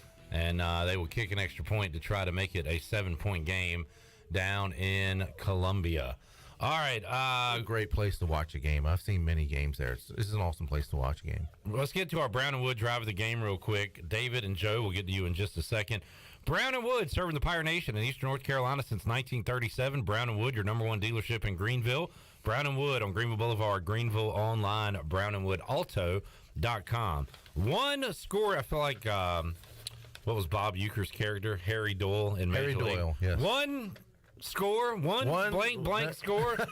That's it? That's it. 3 points today, Weave. No touchdown drive. And I guess that's the drive of the game. Yeah, 7 plays, 56 yards, 4 minutes and 12 seconds. When a scoring drive ends in boos from the home crowd, you know it's not a good thing. Yeah, you know that's not a good thing. It was 28-0. Kicked the field goal for 3. Still don't understand that, but that's your drive of the game. Woohoo. Brought to you by Brown and Wood. A good summation of how things went today. Look, Cocky is not happy. Look at him back there in the corner. Look, he's just not. He has a resting sad face, and it looks even sadder on that touchdown. All right, Dave, hang on. Let's go to Joe in Eastern Tennessee. Hello, Joe. Yes, sir. Yes, sir. You watching this Tennessee game? Yeah. You in Pigeon Forge, Dollyland? Yes, sir. Yep, I'm right up in there. I'd like to go ahead and say, let's go Rocky Top, baby. Rocky Top. We're over here. Yeah, okay. I'm still an East Carolina fan by heart. There you go. I would like to say the offensive play calling today just had me a little confused. All right. Anything else? What would you have done better? Just, I mean, I'm not You trying mean to. now after all these beers, or earlier in the day? What would he have done? I mean, earlier in the day, I mean, it's just the running and everything. I would like to see some deeper passes downfield, but I don't know what else to say. Well, the deeper passes downfield were contested 50-50 balls that the Pirates weren't getting calls on. So I think probably some shorter shots over the middle, some slants, and maybe some screens would have opened it up a little bit more, don't you think? Yeah, I think so. The run game wasn't really going on today, but I will say Houston has a good ball team, but I think in the bowl game we can make it happen. All right. Yeah. All right, Joe. Thanks for the call. Guys, great season. You turned him around quick, Weave. He got him. He wanted to throw deep balls, which I thought we did plenty of today. Yeah, and it just wasn't successful. You got him to change his game plan pretty quick there. Yeah. Go to the short passing game. All right, David is up in Greensboro. Hey, David. Hey, gentlemen and Shirley. What's up? Headed west 40 once again with my boys. We enjoyed another game. Actually, we did not enjoy the game. Have to admit, I know we've talked about this early in the season. When we win, the fifth quarter show is not as exciting as when we lose. I've been quite... that is very true. It's so true. It's been a heck of a show tonight. Oh, my gosh. And the irony, our only points come from special teams. Field goal kick, nonetheless, to end the... Well, not end the season, but to end our homestand. So I'll simply point that out. And I'm going to end with just a big thank you to the seniors. You know, Shuck, they've gone through a whole bunch over the past few years, whether it be COVID or, you know, trying to turn this program around. And I just got to give them thanks for sticking it out, playing hard. Yeah, I truly believe we're building a foundation, and, yeah, better days are yet to come. All right, and David, and is this the first, second? It's got to be no more than 2 games this year where we didn't have a missed kick, a bobbled snap, or something happened in the kicking game bad. So, in this, we had mentioned earlier, 0 penalties. You win the turnover battle, and had you told me that there would be no mistakes on special teams, that Luke Larson would have a couple punts inside the 10, and probably, had they not gone for it on 4th down, would have pinned Houston back inside the 20 probably 2 other times. Had you told me all that and said, who's going to win the game before the game, I'd have said East Carolina's going to win. And who's going to win it by 39 points? Oh, right. ECU. Yeah, Sounds like ECU. they dominated. And Keaton Mitchell's going to have 149 yards rushing. I mean, yeah, just crazy. Holton's not going to throw an interception. I mean, think about that. I know. Yeah. What happened? Yeah, what in the world? David, anything else, man? Special teams did, offense and defense did not. There you go. All right. That sums it up. Thanks, David. Yes, sir. All right, there is David in Greensboro. There was the long kickoff return, though, that they got out to about the 40-yard line. That's the only special teams miscue I can think of. We did have that, yeah. Real quick. Uh-oh. Wait. What do we got going on here? I don't know. I was just, we're going to wrap it up here in a second. But, well, never mind. I don't know what's happening. Yeah, that was fun while it lasted. Okay. You Billy. need my phone? You want to call in? You need to borrow You my... do realize that if you did that and that put you through, it would echo. Yeah, but I was going to go in the other room. Oh, okay. You were just going to leave me hanging? Yeah, you had to answer my call. Well, I want right to call here. into this show. Well, freaking call in. You're right won't here. let me. No, don't use pretend, dude. I can hear you. That's not the same. I Yes, don't it wanna do is. that. That's not what I want to do. There you go. All right. Clip's going to go out of there. He's going to call in. I'm going to take over. All right, Clip's got to go pee, so I'm going to take over the show here. We've got wide open lines. So if you want to give us a call in. Quick score update. South Carolina just scored on a 1-yard rushing touchdown, taking a two touchdown lead over the Volunteers. We got anybody on the line there, Yes, Shirley? we do. We have Pirate Cliff from Pirates Cove. Pirate Cliff? From Pirates Cove. Pirate Cliff from Pirates Cove. Cliff, welcome into the show. What you got for us? Hey, Troy. Hey, Billy. How y'all doing tonight? Troy's not here, but what you got going on? Troy, big Live at 5 fan. Ellerby, what's up? Big fan. Yeah. Ellerby's not here either. They're not here, sir. Just me tonight. I didn't watch the game today, but man, my cousin told me about it, and it sounds like Donnie Kilpatrick needs to go. We got to find a new quarterback. But what I really wanted to call and talk about, Billy, I'm watching South Carolina, Tennessee, some SEC football. Yeah. And South Carolina scored a touchdown, and they got the lights cutting on and off. They got fireworks shooting out of the stadium. Uh-huh. That's football, man. That's Southern, Southeastern football. That's what I was raised on. That's what my mama and daddy played. You heard me right. Your mama played there too? Left tackle. My mom played left tackle in high school. Did she have a mustache? I tell you what, I'll go to the station and whoop your my mom. I don't care. I got 3 charges against me. But before we get into all that, here's what I want to ask. I ain't heard nobody bring this up. I listened to the entire show. We've had some great calls. I think we're going to play Ohio State in the bowl game, too. I think C.J. Harris had a rough one. But, I mean, look, listen. Why is ECU not in the SEC, and why aren't we trying to get in the SEC? Well, they won't let us in, Cliff. What do you want us to do? You just want us to What do you want us to do? I mean, you just want us to go just knock on the door and say, let us in the SEC? At the least, yeah. That's the way. Yeah, step one, ask. Well, we've tried. They don't want us. Who? We. You ain't done nothing. What? I'm glad you ain't on TV no more. What? Bye. Good Lord. That is Shirley. Pirate Cliff and Pirate Cliff. Cove. Pirate Cliff. You just missed probably the call of the night. Yeah, where you been, man? I went to the potty. Cliff, you just missed call of the night. the call of the night. I had a guy who wanted to whip my butt. What'd you do? He You just didn't said- talk about his mama, did you? Well, I said his mama had a mustache. Billy, That's all. Billy, you can't do that. You can't. He said his mama played left tackle. I just assumed she had a mustache. She sounds like a handsome woman. All right, last call. Joe in Washington. Hello, Joe. This is Joe Taylor. I think the Pirates, they just didn't look good tonight. I don't know what to say, but I do know one thing. Ric Flair is the best I've ever seen. I tell you, Ric Flair. If he's half as good off his feet as he is on his feet, he's the best that ever was. Woo! Joe Taylor. Talk to you later. All right. And it's time. I was wondering if we were going to get a Taylor, talk to you later. Is that how he signs off at every call? Joe Taylor, talk to you later. All right. Not bad. Billy, final thoughts. It's been real. Yeah. And it's been fun, but it ain't been real fun. No, it hasn't. But thank you. If you get what I'm talking about. For your calls, your viewership, listenership, and all of the above. It has been a night here on the U.S. Sailor Fifth Quarter Call-In Show. Shirley Rhodes, thanks for your hard work, as always. We'll be back with you 9 a.m. Saturday for the Bud Light pregame tailgate, final regular season edition.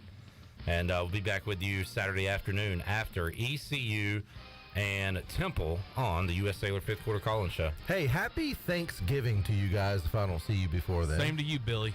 Looking forward to some Same good to you, eating. Rooster Yes, Neck. some good eating. I'm having rooster. Rooster Neck's having You rooster. are what you eat. I hear the turkeys are really expensive this year. So I'm going turkey. Drop it I'm down. going rooster. I'm Going rooster. Going rooster. All right, 42-3. Not how we wanted it to go today. My goodness. All right, we will talk to you on Monday.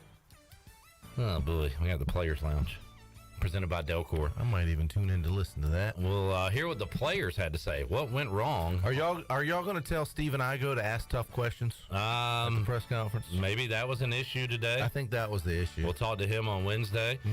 And talk to you on Monday, 3 o'clock. Thanks, folks. Enjoyed it. What you got, Weave? I just want to say one last thing. It's Troy D's fault. If you remember, he was sad. He was down. He had no excitement. It transferred over to the football team today. If you want to put blame on anybody, I'd put it on that guy right there with the green hat on. Pirates are now 0-5. With the green hat? No, excuse me, 0-2. That's a huge difference, dude. And you're wrong. Both they're 0-3 on home games when I'm not there. Yeah, okay, 0-3. Point. You got my point. Chandler, you're not a math guy. Well, I know that, but it's time to go. See you, folks. Thanks for tuning in. Goodbye. You have been listening to the U.S. Cellular 5th Quarter Postgame Call-In Show. Join us next time for complete postgame coverage of East Carolina football, exclusively on Pirate Radio.